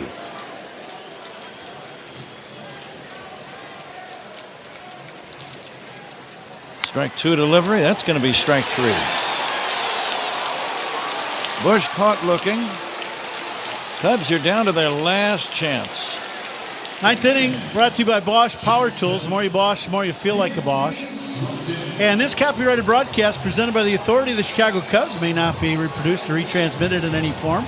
Counts and descriptions of this game may not be disseminated without the express written consent of the Chicago Cubs. Let's see if Swanson can keep the Cubs going as he takes inside. If he gets on, Moises Ballesteros would be next. And he's got the power to tie the game. Dansby must reach. There's a strike, 1-1.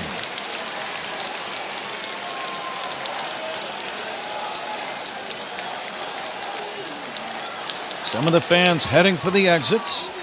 Swing and a miss, strike 2. Diaz, a very hard thrower. There are some Mets fans here tonight, and they're on their feet behind that Mets dugout. The 1-2 very high. Over the head of the catcher Alvarez. It hit the backstop on the fly. 98-mile-an-hour heater, and that one might have hit the bull. That one wasn't even close. The Mets aware that the Reds lost their game, so New York trying to take a 1-game lead over Cincinnati for that final wild card spot. Swing and a miss, strike 3, and the game is over. Breaking ball got him. Diaz works 2 perfect innings for the save, strikes out 4 of the 6 men he faces, and the Mets win Game 1, 9-7. We'll be back with the totals right after this on The Score and the Southwest Airlines Cubs Radio Network. Cubs fans, Pete Crow Armstrong here. Pat and Ron call every game on the Chicago Cubs Radio Network. Future You is using their rapid rewards for their next vacation. All thanks to present you signing up with Southwest Airlines, where you earn points every time you fly. Because what's the point of points that future you can't use? And since your rapid rewards points don't expire, you can save up for that big trip. Get ready to reward future you with a future flight. Sign up for Rapid Rewards today and redeem your points on any seat, any day, anytime. Only at Southwest.